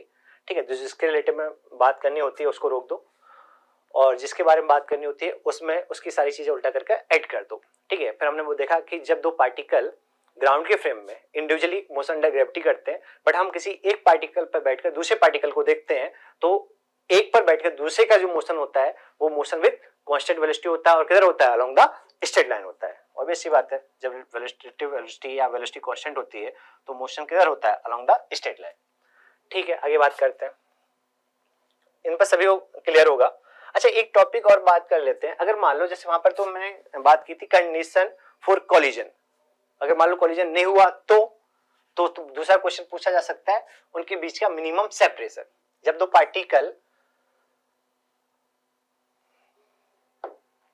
पार्टिकल का इंडिविजुअली जो मोशन है वो मोशन अंडर ग्रेविटी था, ठीक है, बट वो आपस में टकराए नहीं, तो टकराए नहीं तो उनके बीच का मिनिमम सेपरेशन उठा। जैसे मान लो हमने ये पार्टिकल 1 लिया था, वही एग्जांपल लेकर चल रहे हैं, ये पार्टिकल 2 था, ठीक है, पार्टिकल 2 को हमने रोक दिया था, ठीक है, इसके पास क्या क्या था, खुद के पास एक एक्सेशन था g नीचे की तरफ, इधर वेलोसिटी थी u2 cos थीटा 2 और इधर वेलोसिटी थी u2 sin थीटा 2, ठीक है, इसके पास ग्राउंड ग्रेविटी में वेलोसिटी थी और एक्सेशन भी था u1 cos थीटा 1 एंड ये वाली वेलोसिटी थी u1 sin थीटा 1। हमने क्या किया था कि पार्टिकल 2 को रोक रखा था, ठीक है, पार्टिकल 2 हमारे लिए रुका हुआ है, पार्टिकल 2 हमारे लिए रुका हुआ है, ठीक है। जब पार्टिकल 2 को रोकेंगे तो पार्टिकल 2 की सारी चीजें इसमें उल्टा करके ऐड कर देंगे, तो वेलोसिटी इधर ऐड होकर आएगी कितनी, u2 cos थीटा 2 और ये वेलोसिटी ऊपर की तरफ है, उल्टा करके ऐड करोगे तो इधर कितना u2 sin थीटा 2। वैसे ही इसका एक्सेशन नीचे की तरफ है, उल्टा करके जोड़ोगे तो एक्सेशन कितना ऊपर। अब ये जो इन सभी फिजिकल क्वांटिटीज का एक्सेशन, वेलोसिटीज, इन सभी का जो रिजल्टेंट होगा वो रिलेटिव और इरिलेटिव होगा। सिंपल, बेसिकली ये जो डायग्राम बना है वो रिलेटिव मोशन का डायग्राम बना है, इसको सिंप्लीफाई करना आता ही है, अभी अपने किया था। हम मान लेते हैं कि u1 sin थीटा 1 ज्यादा है किससे, u2 sin थीटा 2 से, तो हमने देखा था मोशन ऑफ पार्टिकल 1, इधर जगह कम है, अपन उस साइड ले चलते हैं। पार्टिकल 2 अब हमारे लिए रुका हुआ है, पार्टिकल 1 का मोशन जो है, एक वेलोसिटी इधर की तरफ है u1 cos theta 1 minus u2 cos theta 2 और एक वेलोसिटी इधर की तरफ है u1 sin theta 1 minus u2 sin theta 2। अब इन दोनों कंपोनेंट्स का जो रिजल्टेंट होगा वो क्या इधर कहीं आएगा, u रिलेटिव नेट, मान लो कितने एंगल पर आया, अल्फा एंगल पर, तो हम ये एंगल भी निकाल सकते हैं, कितना एंगल आएगा, ये अल्फा एंगल निकाल सकते हैं, क्या tan अल्फा इक्वल टू, हमें पता है ये रेक्टेंगुलर कंपोनेंट्स होते हैं तो ये रेक्टेंगल बनाते हैं, तो ये साइड कितनी है, ये वाला u1 sin theta 1 minus u2 sin theta 2, ये साइड कितनी है u1 cos theta 1 minus u2 cos theta 2, तो इस छोटे से ट्रायंगल में, इस ट्रायंगल में दिख रहा होगा tan अल्फा लिखा जा सकता है, tan अल्फा इक्वल टू क्या लिखोगे, tan alpha equal to y component upon x component, तो u1 sin theta 1 minus u2 sin theta 2 upon u1 cos theta 1 minus u2 cos theta 2। हमें पता लग गया कि नेट रिलेटिव वेलोसिटी इस horizontal से अल्फा एंगल पर होगी, तो क्या है हमारे लिए नहीं, मतलब पार्टिकल 2 के लिए, क्या पार्टिकल 1 इस लाइन के लॉन्ग जा रहा है, पार्टिकल 1 पार्टिकल 2 के लिए क्या इस लाइन के लॉन्ग जा रहा है। अब मुझे जानना था कि इन दोनों के बीच में मिनिमम सेपरेशन कितना होगा, तो ऑब्वियस सी बात है पार्टिकल 2 हमारे लिए रुका हुआ है, ठीक है, और ये पार्टिकल 1 इस पाथ पे जा रहा है, तो किसी भी एक पॉइंट से किसी भी स्ट्रेट लाइन पर हमें मिनिमम डिस्टेंस चाहिए, तो क्या इस पॉइंट पर, इस स्ट्रेट लाइन पर एक क्या डाल देंगे, परपेंडिकुलर डाल देंगे। क्या ये जो गैप होगा वही गैप पार्टिकल 1 और 2 के बीच का मिनिमम गैप होगा, डी मिनिमम, और ये डी कितना ले रखा था हमने, या इनकी डिस्टेंस कितनी ले रखी थी, डी। अब मुझे ये डी मिनिमम चाहिए था। रिलेटिव मोशन, मैंने फिर बोला रिलेटिव मोशन कितना प्यारा कॉन्सेप्ट है, सच्चाई इंडिविजुअली मोशन देखे तो इंडिविजुअल मोशन ऐसे ऐसे हो रहे थे, बहुत गंदे मोशन होते, और तुम डिसाइड भी नहीं कर पाते कि इनके बीच का सेपरेशन कब मिनिमम होगा और कितना होगा। बट अभी हम यहाँ पर निकाल सकते हैं कि डी मिनिमम भी कितना होगा और किस टाइम के बाद इनके पास सेपरेशन मिनिमम होगा। ये पार्टिकल टी इक्वल टू 0 पर यहाँ पर था, अब ये पार्टिकल 1 पार्टिकल 2 के रिस्पेक्ट में इस लाइन पर जा रहा है और पार्टिकल 2 हमारा अभी भी यहाँ पर रुका हुआ है। जब इस इंस्टेंट से, जब पार्टिकल 1 इस पोजीशन से गुजर रहा होगा, इस पोजीशन से जो P2 से मैंने यहाँ पर परपेंडिकुलर डाला, इस पोजीशन से गुजर रहा होगा, क्या तभी P1 और P2 के बीच का सेपरेशन मिनिमम होगा। यस, हम जानते हैं एक स्ट्रेट लाइन और पॉइंट के बीच की मिनिमम डिस्टेंस निकालनी होती है, तो पॉइंट से हम उस स्ट्रेट लाइन पे क्या डाल देते हैं, परपेंडिकुलर। तो बेसिकली हमारा आंसर क्या होगा, डी मिनिमम होगा। ठीक है, तो यहाँ पर दिख रहा होगा ये परपेंडिकुलर है, ये 90 एंगल है और ये एंगल अल्फा है, तो क्या यहाँ पर राइट एंगल ट्रायंगल बनता हुआ दिख रहा है। क्या मुझे डी पता है तो मैं डी मिनिमम लिख सकता हूँ, तो क्या मुझे यहाँ पर कॉस अल्फा लगा देना चाहिए कि साइन अल्फा, साइन अल्फा लगा देना चाहिए। तो sine alpha is equal to perpendicular upon base, sorry perpendicular upon hypotenuse, तो परपेंडिकुलर कितना है, डी मिनिमम अपॉन हाइपोटेनस कितना है, डी।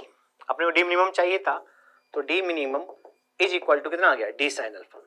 सर ये तो समझ में आया कि डी तो दे रखा था बट अल्फा कहां दे रखा है, क्या मैंने अल्फा पहले ही निकाल लिया था, क्या tan alpha is equal to y वाला कंपोनेंट अपॉन x वाला कंपोनेंट, तो यहां से अल्फा की वैल्यू आ जाएगी। मैं फिर बोल रहा हूँ, हो सकता है मैं यहाँ पर तुम्हें स्पीड दे देता कि ये U2 थी 50 मीटर पर सेकेंड, एंगल दे देता 37, U1 थी 30 मीटर पर सेकेंड, एंगल दे देता 53। तो सारी वैल्यू न्यूमेरिकल आती, अपने आप सॉल्व होता और अच्छा आंसर आता है ना। और मैं स्मॉल डी की भी वैल्यू दे देता, कुछ 100 मीटर या कुछ भी दे देता। ठीक है, तो हमारे को पूछा गया था कि बताओ इनके अगर ये आपस में नहीं टकराए तो इनके बीच में मिनिमम सेपरेशन कितना पॉसिबल है। तो इस तरीके से निकाला जा सकता है।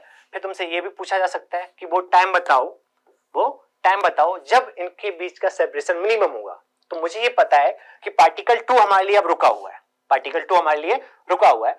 2 के रिस्पेक्ट में पार्टिकल 1 इस लाइन के लॉन्ग जा रहा है, 2 के रिस्पेक्ट में पार्टिकल 1 किस लाइन के लॉन्ग जा रहा है, इस लाइन के लॉन्ग। तो क्या टाइम निकालना है तो t इक्वल टू 0 पे पार्टिकल यहां पर था, तो जितना टाइम यहां से यहां तक जाने में लगा होगा, जितना टाइम यहां से यहां तक जाने में लगा होगा, क्या वो वही टाइम होगा जिस टाइम पर दोनों के बीच का सेपरेशन मिनिमम होगा। तो ऑब्वियस सी बात है। तो क्या ये दूरी भी निकाली जा सकती है। तो क्या यहाँ पर हम ये दूरी को मैं बोल देता हूं कुछ भी डी डैश बोल देता हूं, कितनी बोल देता हूं, डी डैश। तो क्या मुझे कॉस अल्फा लगा देना चाहिए। तो cos alpha is equal to base upon hypotenuse. तो बेस कितना है, डी डैश, अपॉन हाइपोटेनस कितना है, ये जो डी था, तो यहां से डी डैश आ जाएगा और डी डैश इक्वल टू कितना आ गया, डी कॉस अल्फा। अच्छा, क्या ये डी कॉस अल्फा जो डिस्टेंस चला, क्या वो यू रिलेटिव नेट स्पीड से चला और कांस्टेंट स्पीड से चला। तो क्या हमें नामकरण कर देता हूं, ये P1 पॉइंट बोला था हमने, तो जहां पर जब इस पॉइंट ये P2 है तो इसे मैं बोल देता हूं ऐसे सी पॉइंट। तो P1 से C तक जो दूरी होगी, चलने में जो टाइम लिया होगा, क्या उसमें जो टाइम लगा होगा, क्या वो वही टाइम होगा जब दोनों के बीच का सेपरेशन मिनिमम होगा। और क्या ये दूरी क्या इस कांस्टेंट स्पीड से चला है, यू रिलेटिव नेट से। तो क्या हम S is relative is equal to U relative into T लगा सकते हैं। मुझे पता है कि ये दूरी इस नेट रिलेटिव वेलोसिटी से चला है और ये नेट रिलेटिव वेलोसिटी क्या है, कांस्टेंट है। तो अगर मुझे कोई भी दूरी ट्रेवल करने में टाइम निकालना है तो हम लोग कौन सा फॉर्मूला लगाते थे, एस इक्वल टू वीटी। तो एस रिलेटिव कितना है, डी डैश, यू रिलेटिव कितना है, क्या एक्स रिलेटिव कंपोनेंट पता है, वाई रिलेटिव कंपोनेंट पता है, क्या इन दोनों का नेट रिलेटिव वेलोसिटी इधर आई थी और उसका magnitude root over u x relative का square plus you relative Y का स्क्वायर अभी निकाला था हम लोगों ने, यहां पर लिखा था। एक कंपोनेंट था यू रिलेटिव का एक्स कंपोनेंट था जो कि था u1 cos θ1 minus u2 cos θ2। दूसरा कंपोनेंट था u1 sin θ1 minus u2 sin θ2।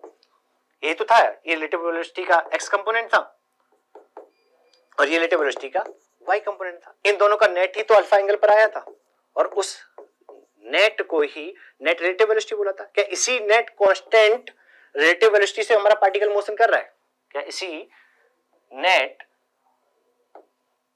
Relative velocity से पार्टिकल इस लाइन के लॉन्ग मोशन कर रहा है। वही डायग्राम तो मैंने वहां पर बना रखा था, बट हमें ये रिलेटिव नेट निकालना था। तो हमें को पता है कि जो यू रिलेटिव नेट है वो यू रिलेटिव एक्स और यू रिलेटिव वाई का कंपोनेंट है। तो क्या यू रिलेटिव नेट हो जाएगा यू रिलेटिव एक्स का square plus you relative Y का स्क्वायर। ठीक है, तो यहाँ पर इस पे ये दो प्रॉब्लम्स बनती है जिस पर अपने अच्छे से चर्चा कर ली। चाहो तो तुम वेक्टर फॉर्म में लिख लो, फिर उसके बाद डायग्राम बना लो। वेक्टर फॉर्म में मतलब आई कैप जे के फॉर्म में भी लिखा जा सकता है। चाहो तुम हमारे तरह रोकने वाला मेथड अप्लाई करो, किसी एक को रोक दो और किसी एक की सारी चीजें दूसरे में उल्टा करके जोड़ दो। ठीक है, और जोड़ने के बाद फिर हमारा जो डायग्राम बनेगा वो रिलेटिव मोशन वाला डायग्राम बनेगा, जैसे कि हमने यहाँ पर किया था। पार्टिकल 2 को रोक दिया था और पार्टिकल 2 की सारी चीजें, जैसे एक्स वाली इनिशियल वेलोसिटी थी वो भी उल्टा करके जोड़ दी, वाई वाली इनिशियल वेलोसिटी थी वो भी उल्टा करके जोड़ दी, एक्सेशन था वो भी उल्टा करके जोड़ दिया। अब जो ये डायग्राम बना उसके अकॉर्डिंग पार्टिकल 2 हमारे लिए रुका हुआ है और पार्टिकल 1 के पास एक वेलोसिटी थी u1 cos θ1 minus u2 cos θ2 x में और एक वेलोसिटी थी u1 sin θ1 minus u2 cos sin θ2 y में। किधर, y में। अब इन दोनों कंपोनेंट्स का नेट इधर आएगा, वो कितने एंगल पाया, अल्फा पर। tan अल्फा हम निकाल सकते हैं। ठीक है, फिर मुझे चाहिए था डी मिनिमम, तो डी मिनिमम चाहिए। अब मेरे लिए एक चीज थी कि पार्टिकल 2 तो हमारे लिए रुका है, पार्टिकल 2 के रिस्पेक्ट में पार्टिकल 1 इस पाथ के अलॉन्ग जा रहा था। ठीक है, तो हमें पता है इस पॉइंट से इस स्ट्रेट लाइन की मिनिमम डिस्टेंस क्या होगी, तो इस पॉइंट से यहाँ से क्या डाल दिया, एक परपेंडिकुलर डाल दिया। तो बेसिकली अपने को ये चाहिए था। तो यहाँ पर राइट एंगल ट्रायंगल बनता हुआ दिख रहा था, तो हमने साइन अल्फा लिखा और साइन अल्फा से यहाँ पर डी मिनिमम आ गया। फिर दूसरा क्वेश्चन हमसे पूछा गया कि बताओ वो टाइम बताओ जब दोनों के बीच का सेपरेशन मिनिमम होगा। तो मैंने बोला कि जब पार्टिकल 1 इस पाथ पर जा रहा होगा और यहां से पास हो रहा होगा, इस पॉइंट से पास हो रहा होगा, तब दोनों के बीच का सेपरेशन क्या होगा, मिनिमम होगा। जब दोनों के बीच का सेपरेशन क्या होगा, मिनिमम होगा। इसका मतलब पार्टिकल 1 को P1 से पॉइंट C तक जाने में, P1 से पॉइंट C तक जाने में जो टाइम लगा, क्या वो वही टाइम होगा जब दोनों के बीच का सेपरेशन मिनिमम होगा। तो मैंने क्या किया, यहां से लेकर यहां तक S इक्वल टू VT लगा दिया। V नेट हमने निकाल लिया था, अभी भी यहां से दोबारा फिर सिखाया था मैंने यहां पर निकालना, ठीक है। और फॉर्मूला लगा देंगे तो यहां से तुम्हारा डी डैश भी आ जाएगा। तो एस रिलेटिव डी डैश था, यू रिलेटिव नेट हमने निकाल लिया है इनटू टाइम, तो यहां से टाइम निकाला जा सकता है, ठीक है। आगे बात करते हैं अपन, एक क्वेश्चन करते हैं अपन, वही दो पार्टिकल्स हैं, है ना, दो पार्टिकल्स हैं P and Q are launched simultaneously as on the figure, find the minimum distance between particles in meter। ठीक है, उसने बोला डायग्राम भी दे रखा है, तो कि दो पार्टिकल्स हैं, ठीक है। एक पार्टिकल को ग्राउंड से फेंका गया, दूसरे पार्टिकल को एक बिल्डिंग से फेंका गया जिसकी हाइट कितनी दे रखी थी अपने को 90 मीटर।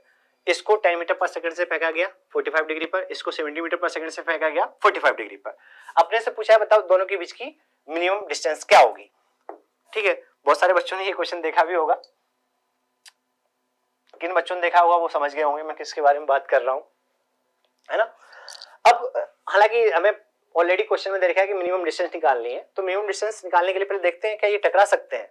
तो टकराने वाली कंडीशन चेक करने के लिए मैंने क्या बताया था, अगर दो पार्टिकल आपस में टकराएंगे या नहीं टकराएंगे, तो उसके लिए क्या कॉन्सेप्ट था, अगर दोनों पार्टिकल का motion individual motion direct gravity है, तो हमें पता है एक के रिस्पेक्ट में दूसरे का मोशन विद कांस्टेंट वेलोसिटी होगा, और टकराना है तो दोनों की रिलेटिव वेलोसिटी किधर होनी चाहिए, किसी भी पार्टिकल 1 की पार्टिकल 2 के रिस्पेक्ट में, या जो भी रिलेटिव वेलोसिटी हम निकालने वाले हैं, अगर हमें उन दोनों पार्टिकल्स को आपस में कोलिजन करानी है या टक्कर करानी है, तो रिलेटिव वेलोसिटी पूरी पूरी किधर होनी चाहिए, अलोंग द लाइन जॉइनिंग। इसका मतलब relative velocity perpendicular to the line joining क्या होनी चाहिए, 0। तो वो भी चेक किया जा सकता था कि ये पार्टिकल टकराएंगे या नहीं टकराएंगे। तो ऑब्वियस सी बात है ये पार्टिकल दोनों नहीं टकरा रहे हैं, चेक कर सकते हो। तो नहीं टकरा रहे हैं तो बताओ इनके बीच का सेपरेशन क्या होगा, तो वो अपन रोकने वाला कॉन्सेप्ट अपनाते हैं। पहले इन दोनों के ग्राउंड फ्रेम में इंडिविजुअल कंपोनेंट कर लो। ये कंपोनेंट किधर आएगा, मतलब कितना आएगा 10 cos 45, तो 10 बाई, दिख रहा होगा, कलर चेंज कर लेते हैं। ये कंपोनेंट आ जाएगा 10 cos 45 10 बाई रूट 2। वैसे ये कंपोनेंट भी आएगा 10 बाई रूट 2 10 sin 45। वैसे इस 70 का एक कंपोनेंट इधर आएगा 70 बाई रूट 2, और एक कंपोनेंट इधर आएगा 70 बाई रूट 2, और 70 cos 45 एंड 70 sin 45, ठीक है। इनके पास इंडिविजुअली ग्राउंड के फ्रेम में इसके पास भी एक्सेशन जी था और इसके पास भी एक्सेशन जी था। इस पर बहुत चर्चा कर ली। हमें पता है किसी एक पर बैठकर दूसरे के मोशन को देखेंगे तो ए रिलेटिव तो 0 हो जाता है, और एक के रिस्पेक्ट में दूसरे का मोशन विद कांस्टेंट वेलोसिटी होता है और अलोंग द स्ट्रेट लाइन होता है, ठीक है। अब हम क्या करते हैं, किसी एक पार्टिकल को रोक देते हैं। तो किसको रोक देते हैं, चलो पार्टिकल क्यू को रोक देते हैं। पार्टिकल क्यू को रोक दिया, ठीक है। अब क्यू हमारे लिए रुका है, क्यू को रोक दिया तो क्यू की सारी चीजें उल्टा करके जोड़नी है, इनिशियल वेलोसिटी एक्स वाली भी, वाई वाली भी और एक्सेशन भी। तो वाई वाली वेलोसिटी इनिशियल किधर है, ऊपर की तरफ, तो उल्टा करके जोड़ोगे तो किधर जुड़ेगी, नीचे की तरफ। कितना 70 बाई रूट 2। एक्स वाली वेलोसिटी किधर है, लेफ्ट में, उल्टा करके इसमें ऐड करोगे तो वो किधर जुड़ेगी, राइट में, तो एक इधर जुड़ी जाएगी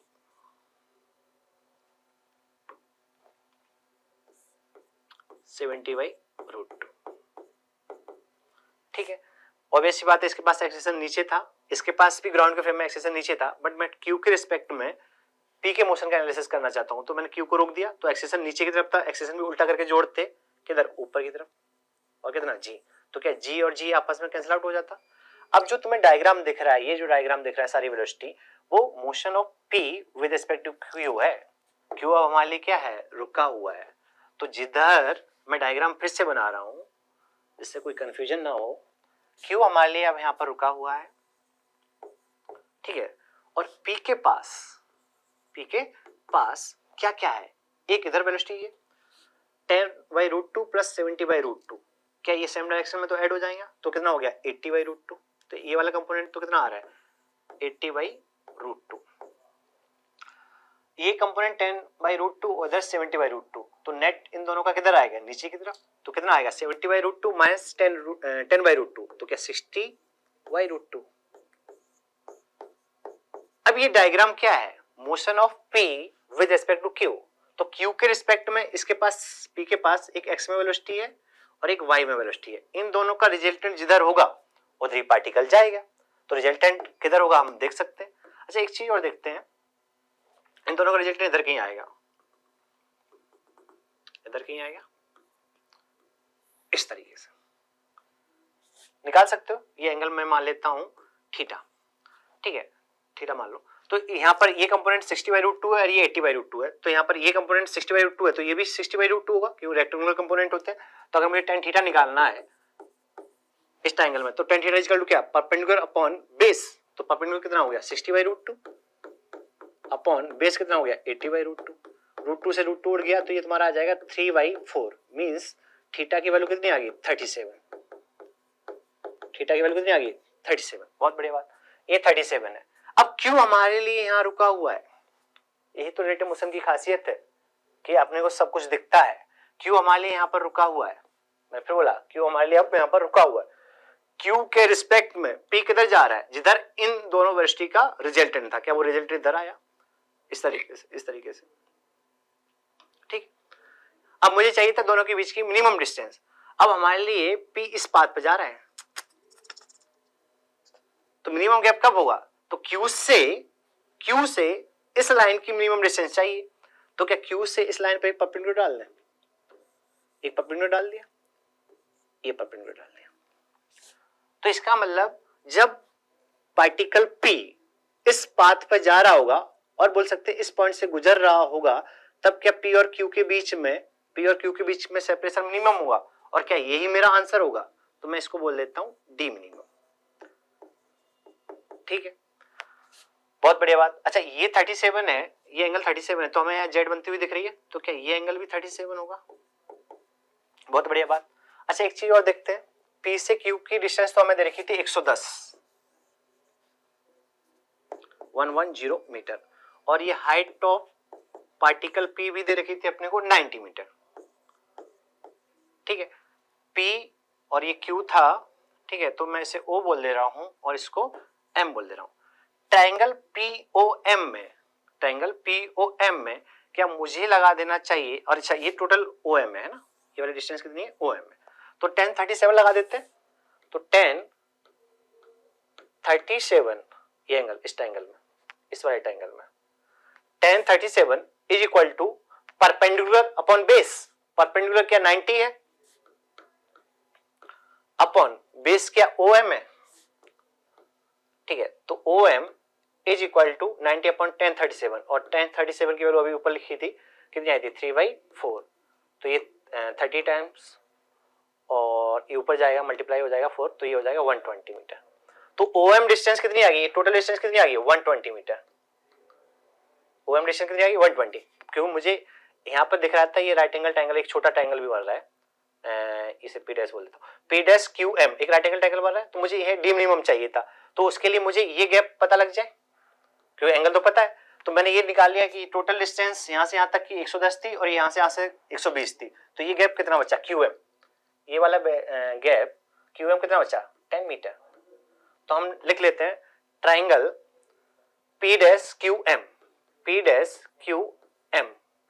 हमें क्या चाहिए था, ये डी मिनिमम चाहिए, एंगल पता है और हमें हाइपोटेनस भी पता है, तो क्या मुझे लगा देना चाहिए sin 37, तो sin 37 is equal to perpendicular कितना है डी मिनिमम अपॉन हाइपोटेनस कितना है अभी निकाला, क्योंकि 90 के सामने वाली साइड क्या कहलाती है हाइपोटेनस, और ये टोटल गैप 120 था और ये इतना गैप 110 था, तो ये बचा हुआ कितना था 10, तो यहाँ से डी मिनिमम तुम्हारा आ जाएगा 10 sin 37 की वैल्यू 3/5, 10 उधर जाएगा तो कितना हो जाएगा 6 मीटर। तो यहाँ से हमारा आंसर आ गया 6 मीटर। तो इस क्वेश्चन में दोनों पार्टिकल की सिचुएशन गिवन थी, किस तरीके से फेंका गया है, दोनों के इंडिविजुअल जो मोशन थे, मोशन डायरेक्ट ग्रेविटी था, बट मैंने पार्टिकल Q को रोक दिया और P के मोशन को देखा। तो पार्टिकल Q के रिस्पेक्ट में पार्टिकल P का जो मोशन था वो अलोंग द स्ट्रेट लाइन था and motion with constant velocity था। फिर मुझे पता था कि अब Q तो रुका हुआ है बट P इस लाइन के अलोंग जा रहा है, ठीक है, तो Q और P के बीच में सेपरेशन का मिनिमम हुआ। तो जब Q से मैंने क्या करा, इस Q से इसके पाथ पर एक परपेंडिकुलर डाल दिया, ठीक है, तो ये जो गैप होगा क्या यही गैप इन दोनों के बीच का मिनिमम गैप होगा। उसके बाद ज्योमेट्री लगाइए, कुछ भी नहीं लगाया, प्योर मैथ से। उम्मीद करता हूँ सभी को समझ में आया होगा, ठीक है, और नहीं भी समझ में आया तो प्रॉपर्ली क्वेश्चन को सही से समझो, ठीक है। ठीक है, जो जो चीजें तुम्हें बोली गई हैं उनको अप्लाई करो और प्रॉपर डायग्राम बनाओ, खुद से ट्राई करो, है ना। सॉल्यूशन देखो, मैं फिर बोल रहा हूँ, सॉल्यूशन में तो तुम्हें सब दिखता है, क्योंकि यहाँ पर हम लोग बोर्ड पर अपनी नजरों से दिखा रहे होते हैं, तो तुम्हें लगता है हमारे को सब समझ में आ रहा है, बट रियलिटी क्या होती है, जब हम क्वेश्चन पेपर एग्जाम हॉल में जाते हैं, क्वेश्चन पेपर देखते ही पहली बार जब हम अटेम्प्ट करते हैं, तो जब एक एक स्टेप खुद से लिखनी होती है तो हम जरूर फंसते हैं। तो जो एक्सपेरिमेंट हमें पहले कर लेना चाहिए वो एग्जाम हॉल में क्यों करने हैं। तो सारे क्वेश्चंस जब भी पढ़ो खुद से सॉल्व करने की कोशिश करो। हमने जो भी सीखना था या सिखाना था हमने सीख लिया, अब हमारी रिस्पॉन्सिबिलिटी क्या बनती है कि उन क्वेश्चंस को हम खुद से सॉल्व करें। तब तुम्हें ये पता लगेगा हमें कितनी चीजें आज की समझ में आई और किन किन चीजों में हमें डाउट हो रही है। जैसे कि यहाँ पर जब अभी तो तुम्हें दिख रहा होगा कि हमने क्यू को रोक दिया था और उसकी सारी वेलोसिटी उल्टा करके जोड़ दी, क्यू के रिस्पेक्ट में पी का मोशन इस लाइन के अलोंग आ रहा था। ये लाइन सर हमने डिसाइड कैसे करी, तो जिधर इन दोनों वेलोसिटी का या इन दोनों कंपोनेंट्स का रिजल्टेंट होगा क्या उधर ही पार्टिकल का मोशन होगा, ठीक है। फिर हमें पता है कि क्यू हमारे लिए रुका हुआ है, पी इस पाथ पर जा रहा था, तो मुझे पता है कि जब पी डैश पॉइंट पर होगा तो पी और क्यू के बीच की सेपरेशन क्या होगी, मिनिमम होगी, ठीक है। तो वो पता कैसे लगी मिनिमम होगी, तो मैंने पता किया कि इस स्ट्रेट लाइन का किसी भी एक पॉइंट से डी मिनिमम निकालना है, तो क्या उस पॉइंट से उस स्ट्रेट लाइन पे एक परपेंडिकुलर डाल देते हैं और वो परपेंडिकुलर ही हमारा क्या होता है, मिनिमम डिस्टेंस होती है, ठीक है। नेक्स्ट आगे बढ़ते हैं। रिलेटिव मोशन में आगे हम पढ़ने वाले हैं रिवर बोट प्रॉब्लम, ठीक है। नेक्स्ट टॉपिक है अपना रिवर बोट प्रॉब्लम। हेडिंग डाल लेते हैं खुद से, रिवर बोट प्रॉब्लम्स। इसमें जनरली बच्चों को दिक्कत होती है, ठीक है। तो मैं कुछ कुछ चीजें बता देता हूं। जैसे हमारे पास एक ये रिवर थी, है ना, जिसकी विड्थ अपने को दे रखी थी कैपिटल डी, ठीक है, और रिवर जो थी वो ऐसे हॉरिजॉन्टल फ्लो कर रही है लेफ्ट टू राइट। अच्छा, इसे अप स्ट्रीम बोलते हैं और इसे डाउन स्ट्रीम बोलते हैं, और रिवर का फ्लो हमेशा किधर होता है, upstream to downstream. तो रिवर जो फ्लो कर रही है वो राइट में फ्लो कर रही थी। हमने मान लिया कि रिवर जो फ्लो कर रही थी, ये क्या वी आर जो हम ले रहे हैं वो ले रहे हैं वेलोसिटी ऑफ रिवर, जिसकी डायरेक्शन किधर है फ्लो करने की, राइट में, और उसका मैग्नीट्यूड हम ले लेते हैं यू। ऐसे बार बार ये सारी टर्म्स ना लिखनी पड़े, ठीक है। अप स्ट्रीम डाउन स्ट्रीम कुछ कुछ टर्म्स होती हैं, उनके बारे में हम बात करते हैं। जैसे आपको बात करते हैं, जैसे मान लो मुझे बोट को देखना है या बोट को जहां पर भी ले जाना है, तो जो भी मोशन का एनालिसिस करेंगे हम लोग वो ऑब्वियस सी बात है ग्राउंड फ्रेम से करेंगे, है ना। बट जो भी हम डिसीजन लेंगे, मतलब नदी में कूदने के लिए जो डिसीजन लेंगे वो किसी के रिस्पेक्ट में लेंगे, रिवर के रिस्पेक्ट में, है ना, रिवर के रिस्पेक्ट में। तो जनरली हमारे को जो वेलोसिटी गिवन होती है वो with respect to river given होती है, बट हमें मोशन का एनालिसिस जो करना है, किसके मोशन का, या स्विमर हो सकता है, मैन हो सकता है, या फिर बोट हो सकती है, कोई भी हो सकता है, ठीक है। तो जो मोशन का एनालिसिस करना है वो किसके फ्रेम में करना है, ग्राउंड फ्रेम में। तो यहाँ पर मुझे जो ध्यान रखना है, मेरा जो टारगेट रहेगा, क्या वो वेलोसिटी ऑफ बोट निकालना होगा इन ग्राउंड फ्रेम। जिधर नेट वेलोसिटी ऑफ बोट होगा उधर ही इस बंदे को बोट जाती हुई दिखेगी। मैंने क्या बोला, मेरा टारगेट क्या रहने वाला है, क्योंकि मैं बोट को देखने वाला हूं ग्राउंड से। मैं कहां से देखने वाला हूं, ग्राउंड से। तो मुझे क्या चाहिए, velocity of boat in ground frame. तो जिधर नेट रिलेटिव वेलोसिटी, सॉरी, जिधर नेट वेलोसिटी होगी बोट की उधर ही बोट हमें जाती हुई दिखेगी, ठीक है, ग्राउंड के रिस्पेक्ट में। अब अपने को देख क्या रखा होता है, जनरली एक वर्ड और यूज किया जाता है, मैं ये वाली चीज हमेशा फाइंड करूंगा और इसके अकॉर्डिंग जो हमारे को सिचुएशन दिखेगी उसके हिसाब से हम आंसर करेंगे। तो velocity of boat with respect to ground, velocity of boat with respect to ground, ठीक है। एक चीज बोला जाता है, velocity of boat, velocity of boat in still water, in still water या इन स्टिल रिवर। तो इसका मतलब होता है velocity of boat with respect to river. इसका मतलब क्या होता है, velocity of boat with respect to river, हमेशा याद रखना। ऐसा मन समझ लेना कि ये जो velocity of boat in still water दे रखा है, इसका मतलब हाँ ठीक है, इसका मतलब वो क्या है, velocity of boat with respect to river है। आगे बात करते हैं अपन लोग, ये सिंपल सी चीज थी जो बेसिक चीज याद रखनी है। Velocity of boat in still water का मतलब होता है velocity of boat with respect to river. ठीक है, हमें जो भी मोशन का एनालिसिस करना है, बोट के मोशन का एनालिसिस करना है, वो ग्राउंड फ्रेम से करना है। तो मेरा जो टारगेट रहेगा वो velocity of boat with respect to ground निकालना होगा।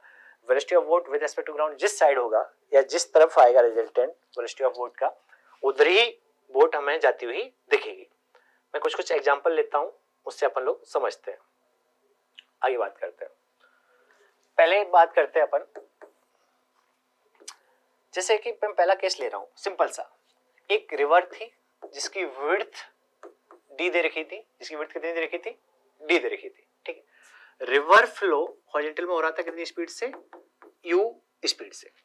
ठीक है, कोई पर्सन था जो बोट को चला रहा था, है ना, वो रिवर के रिस्पेक्ट में मैंने क्या बोला, बोलेगा कि एक बोट को या एक स्विमर है जो रिवर के रिस्पेक्ट में कुछ थीटा एंगल पर उस नदी में कूद गया, रिवर फ्लो डायरेक्शन से कुछ थीटा एंगल पर नदी में कूद गया।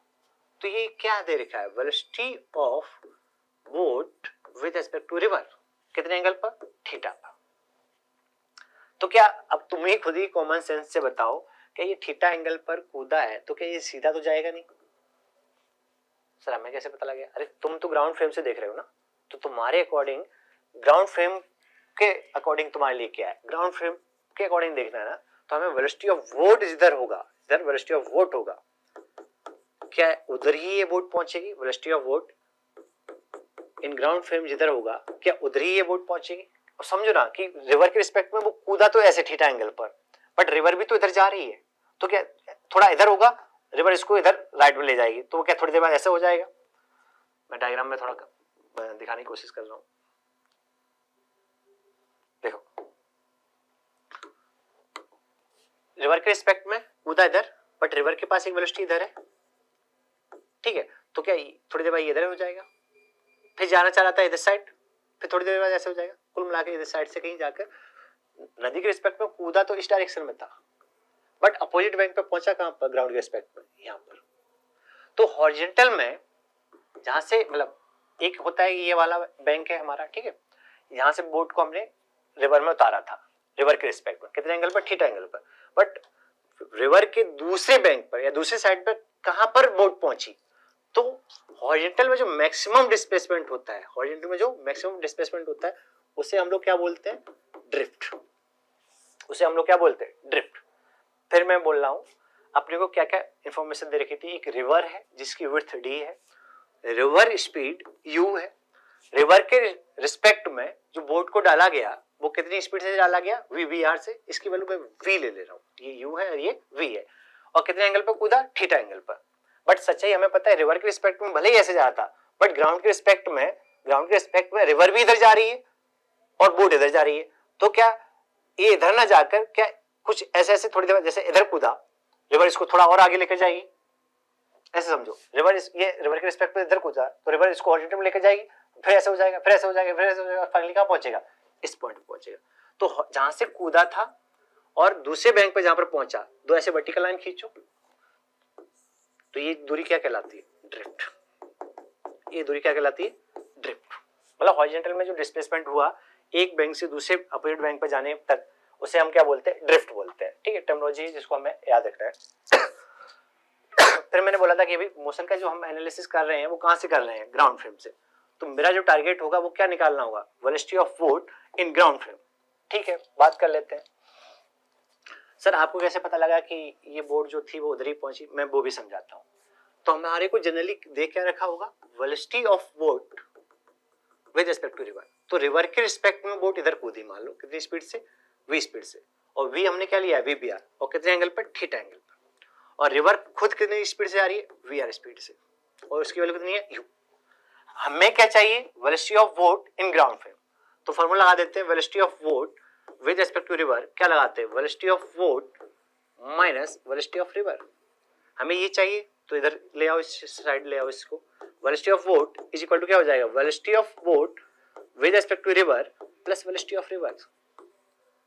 तो क्या ये वेलोसिटी और ये वेलोसिटी का resultant velocity of boat in ground frame होगा, सही बात है। तो वही तो मैं बता रहा था कि बोट रिवर के रिस्पेक्ट में इधर भले ही कूदी थी, बट एक रिवर के पास इधर वेलोसिटी थी, तो वीबीआर और वीआर का जिधर नेट आएगा क्या वही velocity of boat in ground frame होगा। ये क्या था, velocity of boat in ground frame. कैसे पता लगा, वीआर ये था, वीबीआर ये था, वीबीआर वीबीआर ये वाला था और वीआर ये वाला था। इन दोनों का जिधर रिजल्टेंट होगा क्या ग्राउंड के रिस्पेक्ट में बोट उधर ही जाएगी, और बेसिक बात है। तो बेसिकली हमें वीबीआर और वीआर का रिजल्टेंट निकालना है। तो हम वेक्टर फॉर्म में पहले देखते हैं, ठीक है। वही हम मान लेते हैं, हम एक्स एक्सिस और वाई एक्सिस मानने के लिए पूर्ण रूप से स्वतंत्र है, तो इधर एक्स एक्सिस मान लिया और इधर वाई एक्सिस मान ली, ठीक है। कंपोनेंट कर लेते हैं। हमें देख क्या रखा है, वीबीआर, क्या दे रखा है, VBR velocity of boat with respect to river, और कितना है u। इसके भी कंपोनेंट कर लेते हैं। एक कंपोनेंट इधर आएगा v cos थीटा और एक कंपोनेंट इधर आएगा v sin थीटा।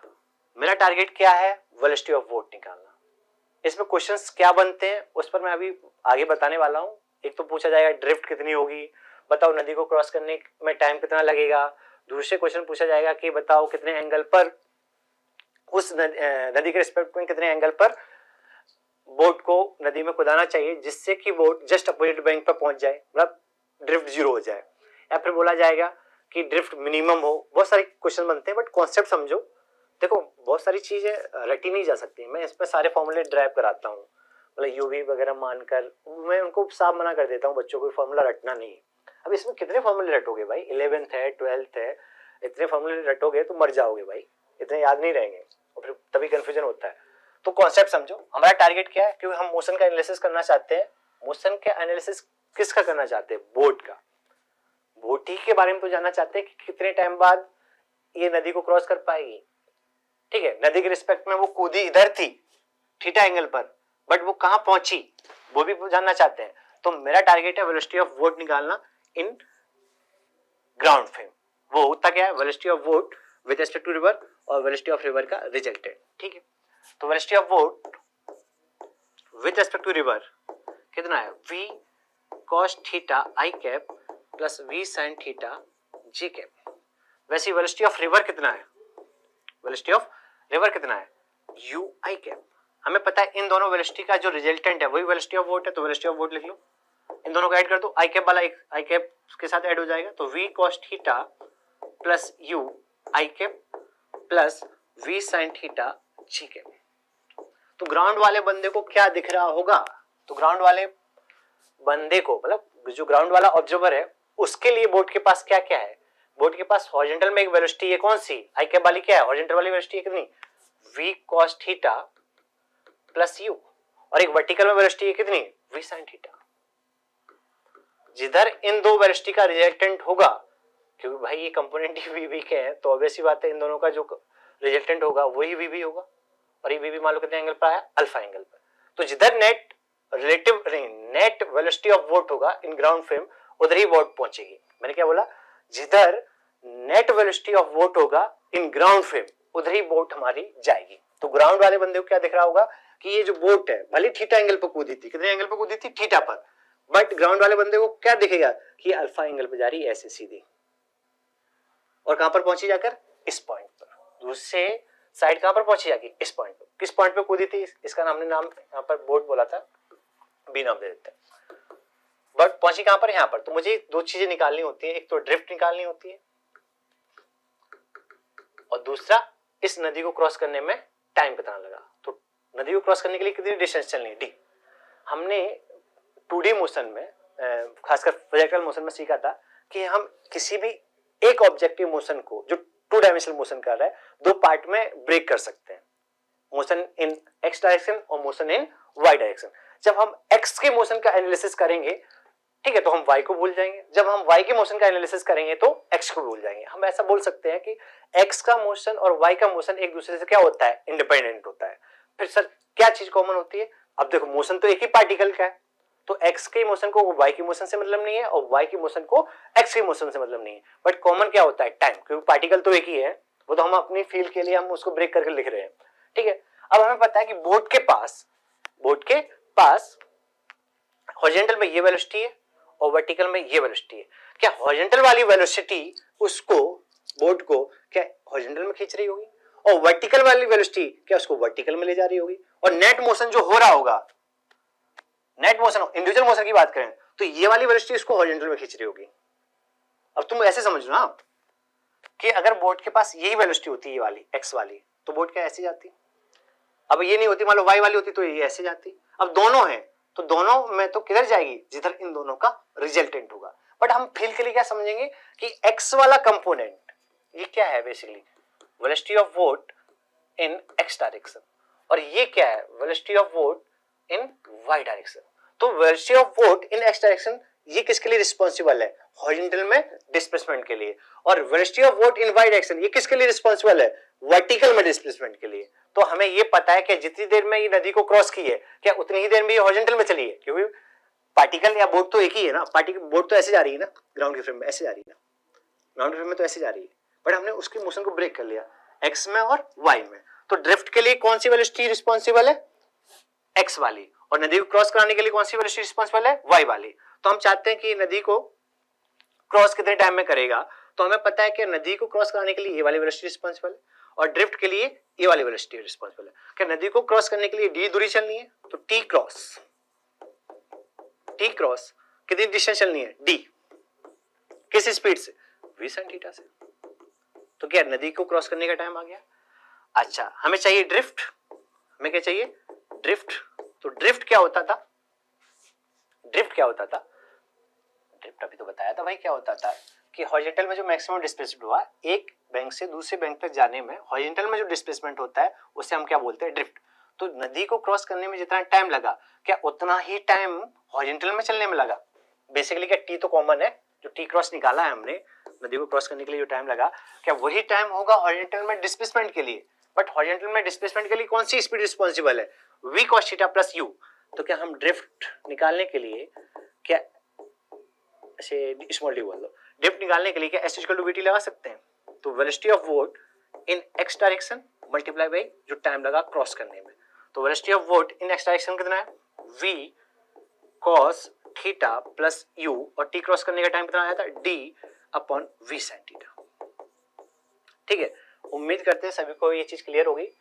मैं फिर बोल रहा हूँ, जनरली तुमको जो वेलोसिटी ऑफ बोट या वेलोसिटी ऑफ स्विमर या जब भी कोई भी बोट चलाने वाला पर्सन है वो नदी में कूदता है तो नदी के रिस्पेक्ट में कूदता है, तो तुम्हें जनरली जो वेलोसिटी या एंगल दे रखा होगा वो velocity of boat with respect to river का दे रखा होगा।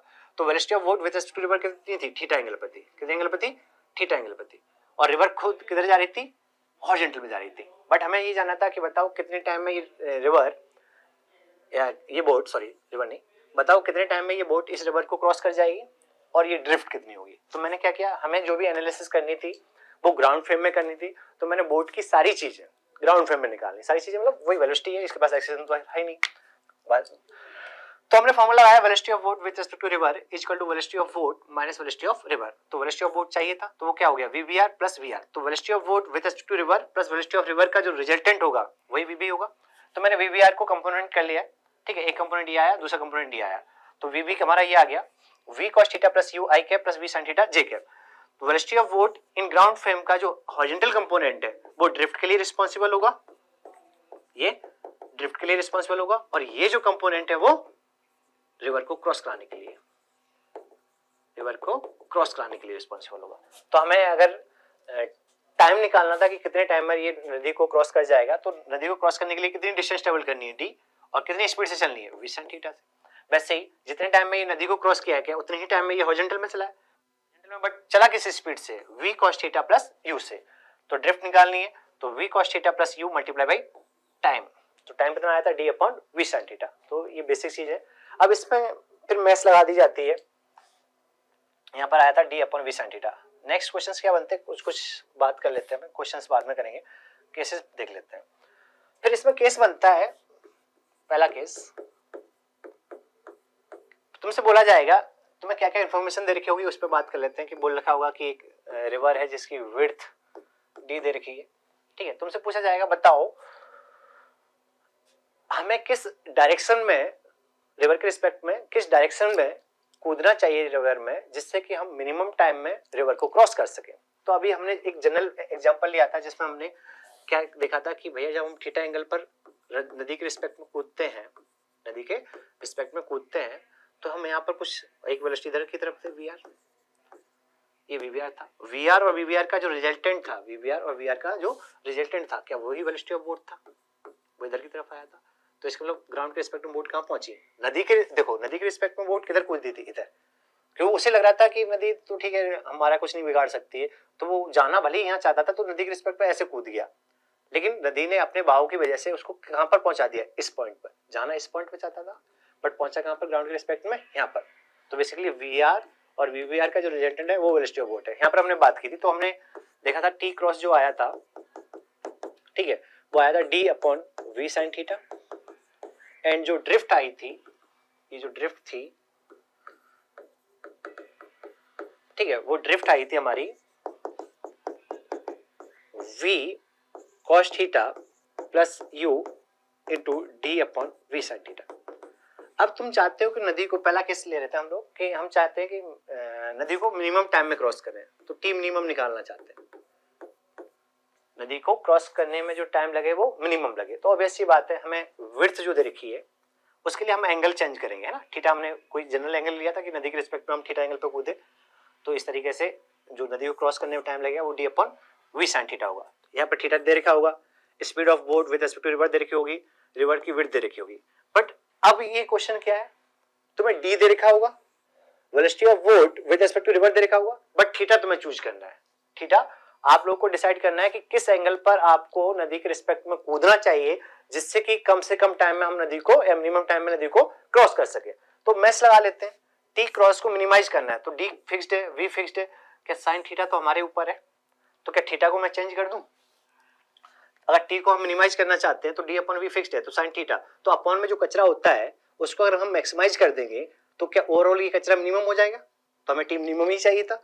तो ऑब्वियस सी बात है, टी मिनिमम के लिए साइन थीटा मैक्सिमाइज होना चाहिए, और मैक्सिमम वैल्यू कितनी होती है साइन थीटा की 1, और कितने थीटा पर होती है 90 डिग्री पर। इसका मतलब नदी के रिस्पेक्ट में, अगर हम नदी के रिस्पेक्ट में थीटा 90, अब थीटा मैंने कहां से मेजर किया था, velocity of boat with respect to river का current flow, river flow direction से एंगल मेजर किया था थीटा, ठीक है।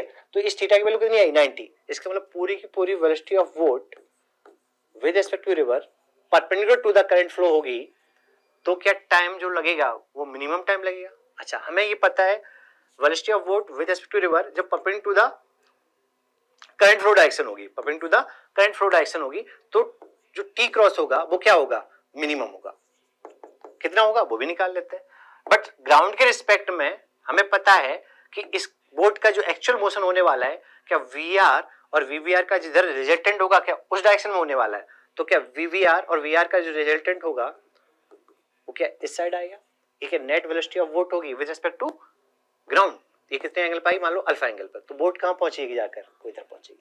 तो क्या ये वाली जो डिस्टेंस होगी वो ड्रिफ्ट होगी, ऑब्वियस सी बात है, ठीक है। अब हमें निकालना था, बताओ कि नदी को क्रॉस करने में कितना टाइम लगेगा, टी मिनिमम, टी मिनिमम तो ऑब्वियस सी बात है थीटा 90, तो साइन 90 की वैल्यू 1 हो जाएगी, तो टी मिनिमम कितना आ जाएगा, डी अपॉन वी।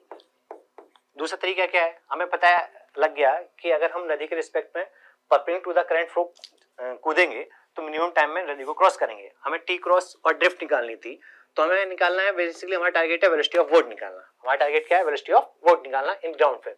वो क्या होता है, velocity of boat with respect to river plus velocity of river. Velocity of boat with respect to river पूरी की पूरी क्या है, जे कैप में, वी जे कैप।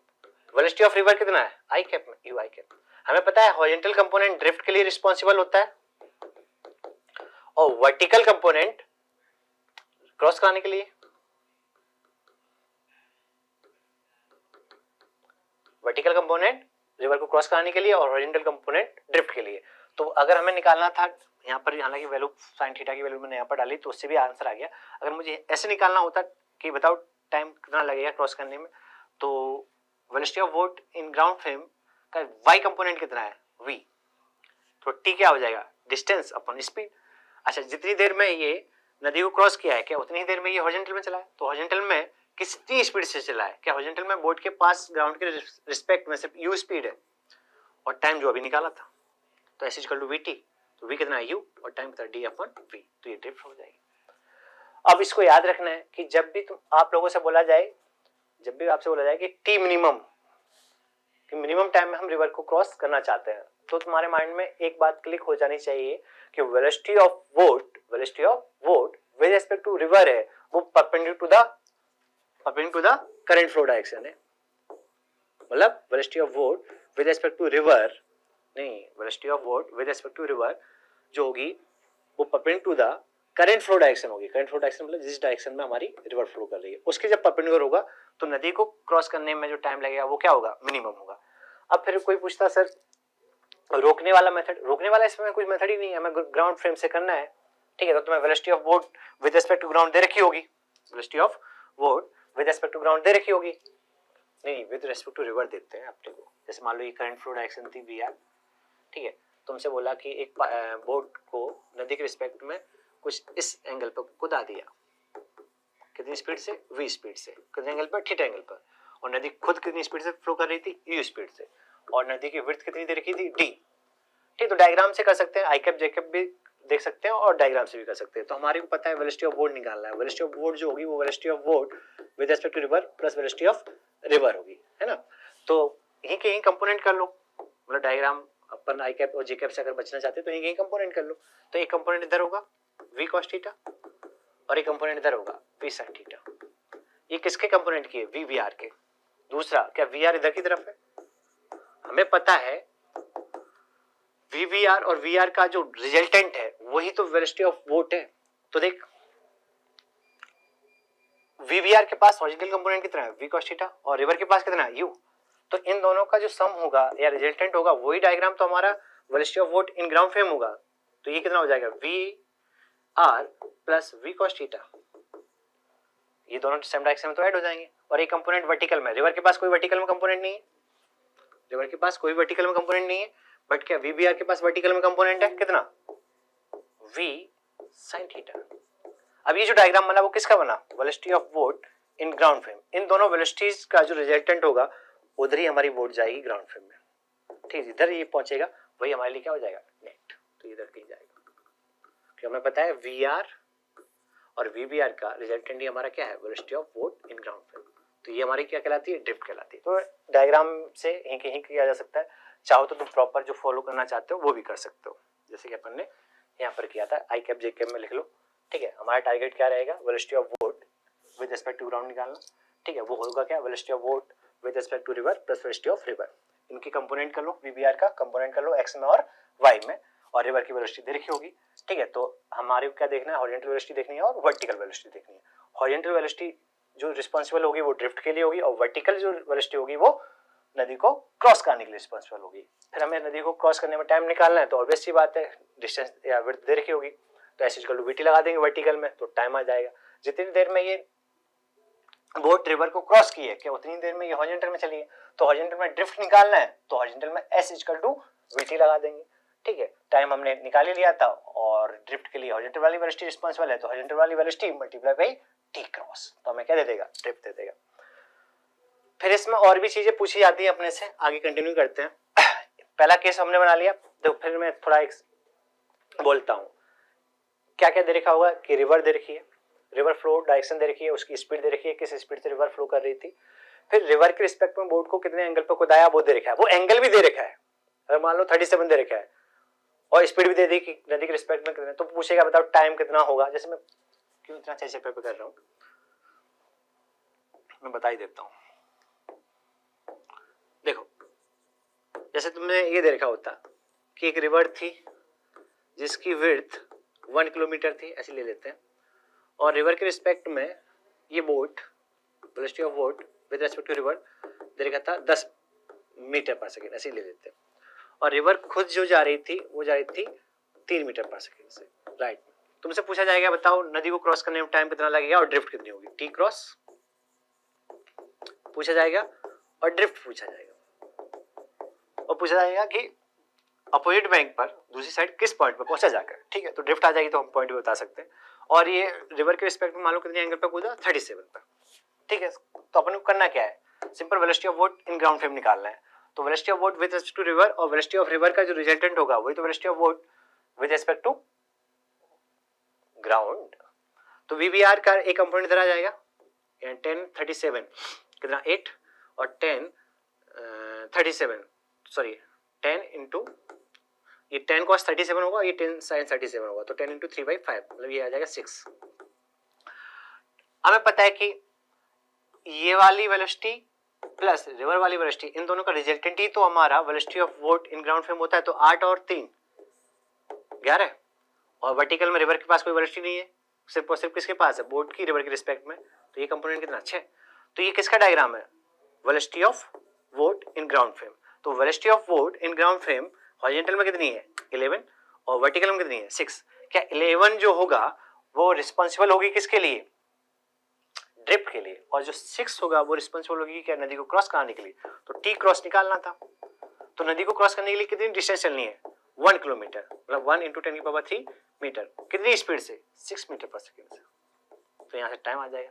ड्रिफ्ट कितना होगा, तो ड्रिफ्ट हमें पता है जितनी देर में ये नदी को क्रॉस किया है क्या उतनी देर में हॉरिजॉन्टल में चला है, तो ड्रिफ्ट इज इक्वल टू क्या नदी को क्रॉस करने में लगा time multiply by velocity of boat in x direction.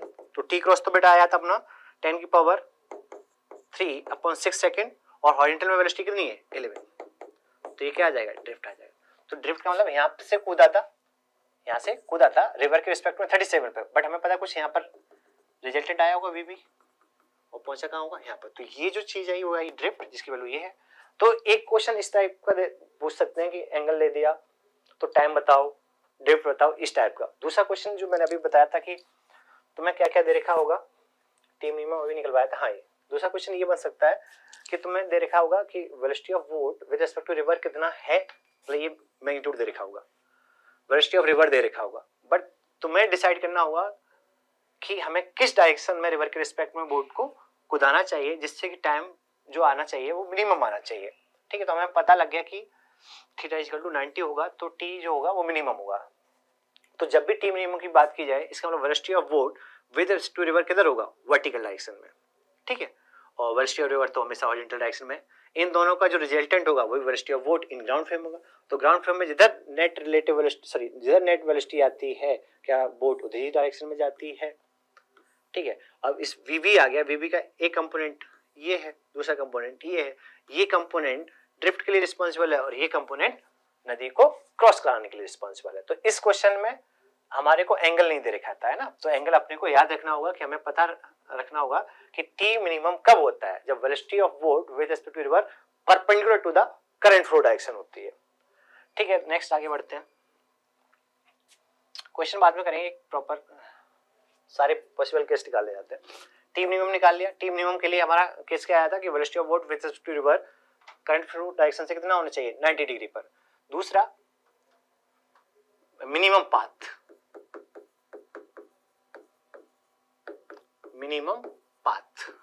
Minimum path का मतलब होता है ड्रिफ्ट जीरो, मिनिमम पाथ का मतलब होता है ड्रिफ्ट जीरो। ठीक है, इसका मतलब क्या है, ड्रिफ्ट जीरो का मतलब है कि यहां से अगर बोट कूदी तो वो ए से कूदी तो दूसरे opposite side just opposite bank पर जस्ट अपोजिट पहुंचे तो ड्रिफ्ट क्या हो जाएगी, जीरो। अच्छा, अब कॉमन सेंस से बताओ, अगर रिवर इधर फ्लो कर रही थी वीआर स्पीड से, ठीक है, और रिवर के रिस्पेक्ट में कैसे कूदना चाहिए जिससे कि ए से हम कूदे जिससे कि हम बी पॉइंट पर जस्ट बी पर पहुंचे। ऑब्वियस सी बात है कि हम रिवर के रिस्पेक्ट में जैसे भी कूदेंगे उसमें वीआर का एक कंपोनेंट और ऐड होकर उसका रिजल्टेंट कुछ और हो जाएगा। जैसे हमने देखा था थीटा एंगल पर हम कूदे थे रिवर के रिस्पेक्ट में, बट रिवर इधर जा रही थी, बट हम पहुंचे किधर थे, अल्फा एंगल पे इधर। जैसे हमने बोला था कि ये वीआर था, ये वीवीआर था, रिवर के रिस्पेक्ट में हम थीटा एंगल पे कूदे, बट हम पहुंचे किधर, जिधर इन दोनों का रिजल्टेंट आया, वो इनका रिजल्टेंट ही हमारा क्या था, वीबी, वो क्या था, अल्फा। तो रिवर के रिस्पेक्ट में हम कूदे तो इधर, बट पहुंचे कहां, इधर। ठीक है, समझ में आ रहा है। बट हम चाहते हैं कि हम तो एनालिसिस कर रहे हैं, वो तो ग्राउंड से ही कर रहे हैं ना भाई, तो हम चाहते हैं कि जस्ट अपोजिट बैंक पर पहुंचे, तो क्या नदी के रिस्पेक्ट में बोट को इधर उतारना चाहिए। सोच कर देखो ना यार, नदी के रिस्पेक्ट में अगर इधर उतारेंगे तो वीआर और वीबीआर, अभी केस भूल जाओ, अगर हम जस्ट अपोजिट बैंक पर पहुंचना चाहते हैं, 2 मिनट,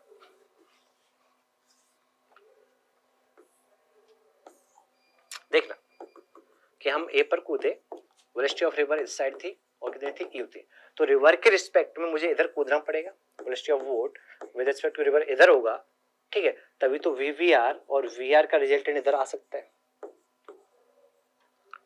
ऑब्वियस सी बात है, VVR हमने लिया था V, मैंने ये एंगल ले लिया, मान लो कुछ अलग एंगल ले लेते हैं, ये एंगल टोटल एंगल थीटा है, ये एंगल अल्फा ले लेता हूँ, ऐसे ले लेता हूँ। मुझे पता है कि VR और VVR का जो नेट होता है वो VV होता है। अगर हम जस्ट अपोजिट बैंक पे पहुंचना चाहते हैं, जस्ट अपोजिट बैंक पे पहुंचना चाहते हैं, तो VR और VVR का रिजल्टेंट किधर होना पड़ेगा, इधर की तरफ, किधर होना पड़ेगा, इधर। तो ऑब्वियस सी बात है, हमें ग्राउंड के फ्रेम में जिधर बोट की नेट वेलोसिटी होगी, ग्राउंड के फ्रेम में बोट की जिधर नेट वेलोसिटी होगी, तो ग्राउंड वाले ऑब्जर्वर को तो उधर ही बोट जाती हुई दिखेगी ना। और मेरा टारगेट क्या है कि मुझे बोट को जस्ट अपोजिट बैंक पे पहुंचाना है, तो VR और VVR का रिजल्टेंट इधर आना चाहिए। तो ऑब्वियस सी बात है, इस तरीके की सिचुएशन होनी चाहिए। चलो सॉल्व कर लेते हैं। ठीक है, हमारे को पता है वेलोसिटी ऑफ,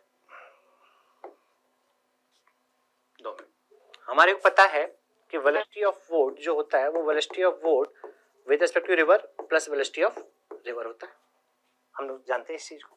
ठीक है, तो velocity of boat with respect to river plus velocity of river का जो रिजल्टेंट होगा वो वेलोसिटी ऑफ वोट होगा।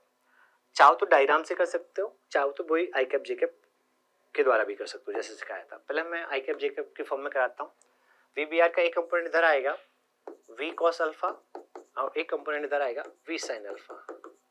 ठीक है, VBR लिखो V sin alpha j cap minus V cos alpha i cap, और VR कितना है U i cap. I cap वाले एक साल ले लो, जे कैप वाले एक साल ले लो, तो U minus V cos alpha i cap plus V sin alpha j cap. हमें पता है वेलोसिटी ऑफ वोट हमारे लिए ये आ गया पूरा, जिसका हॉरिजॉन्टल कंपोनेंट ये है और वर्टिकल कंपोनेंट ये। अब हम चाहते हैं कि वेलोसिटी ऑफ वोट पूरा का पूरा जे कैप में होना चाहिए, तो क्या हॉरिजॉन्टल वाला कंपोनेंट कैंसिल आउट हो जाए या जीरो हो जाए। फॉर मिनिमम पाथ क्या हम बोल सकते हैं कि पूरी velocity of boat with respect to ground current flow से परपेंडिकुलर होनी चाहिए, तो क्या हॉरिजॉन्टल कंपोनेंट जीरो हो जाना चाहिए।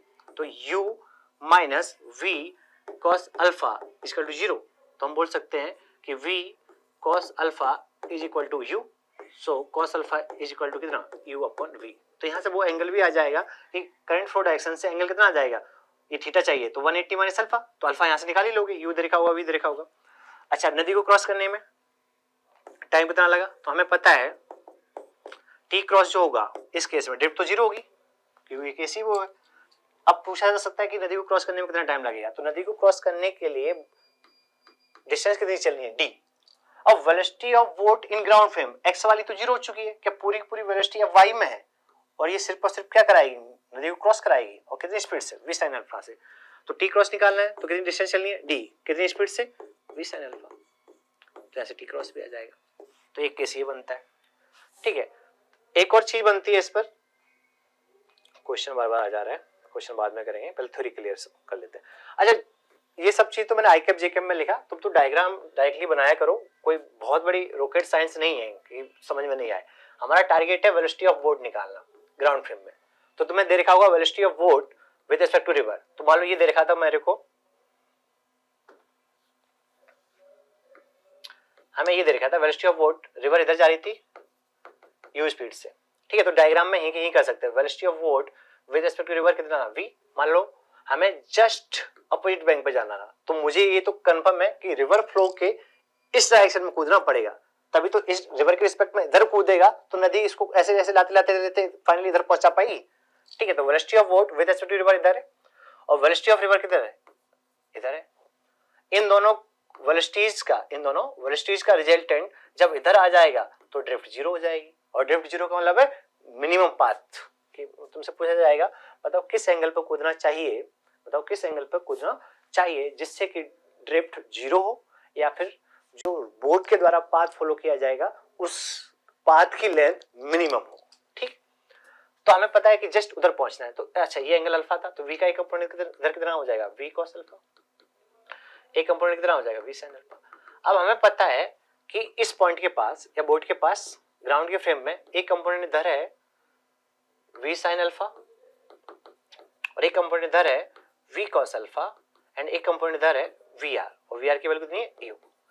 हम चाहते हैं कि इन तीनों का रिजल्टेंट वर्टिकली अपवर्ड आना चाहिए, तो ये कंपोनेंट क्या कैंसिल आउट हो जाए, तो क्या हम बोल सकते हैं v cos alpha equal to क्या u हो जाए, तो हॉरिजॉन्टल में अब कोई वेलोसिटी नहीं बची, तो ड्रिफ्ट क्या हो जाएगी, जीरो।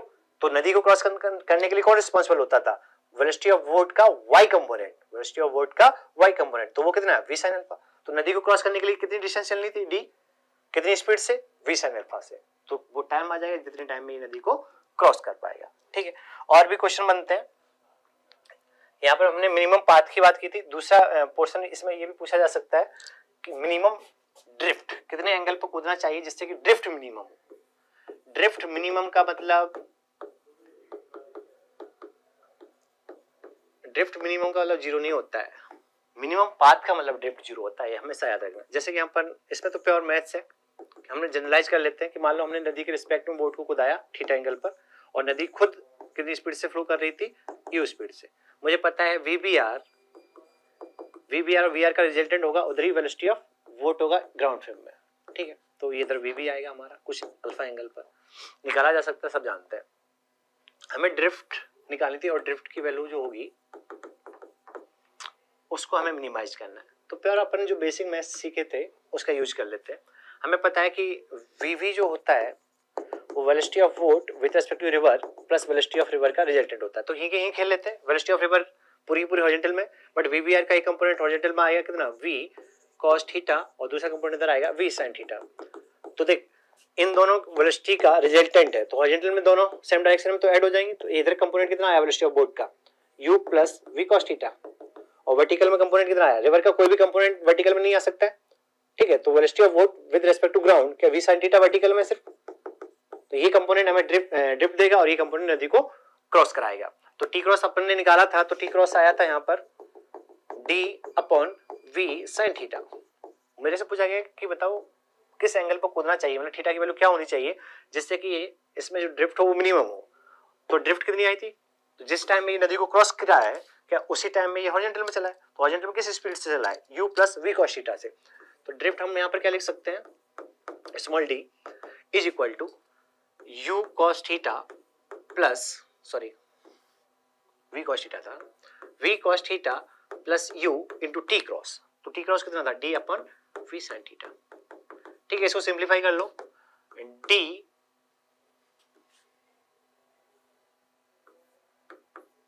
अपॉन v sin थीटा, मल्टीप्लाई करो तो v से v उड़ जाएगा, d cot theta plus u upon v sin 1 upon sin theta क्या हो जाएगा, cosec थीटा।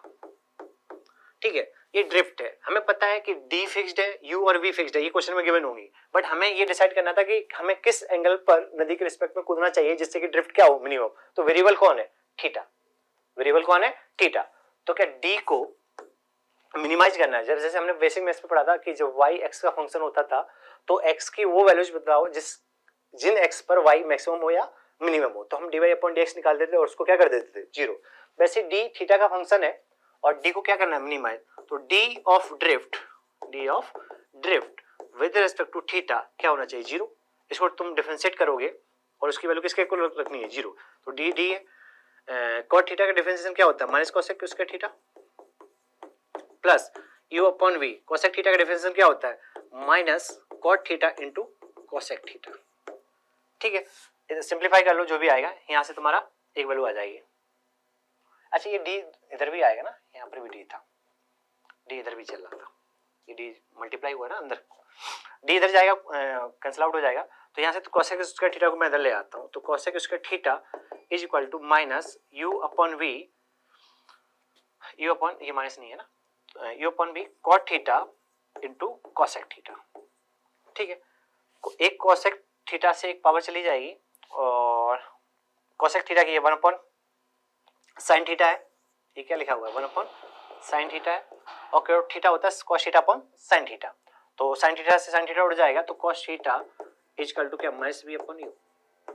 तो velocity of boat with respect to river पता है, वेलोसिटी ऑफ रिवर पता है, और माइनस साइन दो है, यहाँ से u और v पता होंगे, तो यहाँ से cos थीटा की वैल्यू निकाली जा सकती है। cos थीटा आ गया तो हमारा एंगल पता लग जाएगा किस एंगल पर, ऑब्वियस सी बात है, cos theta is equal to minus v upon u।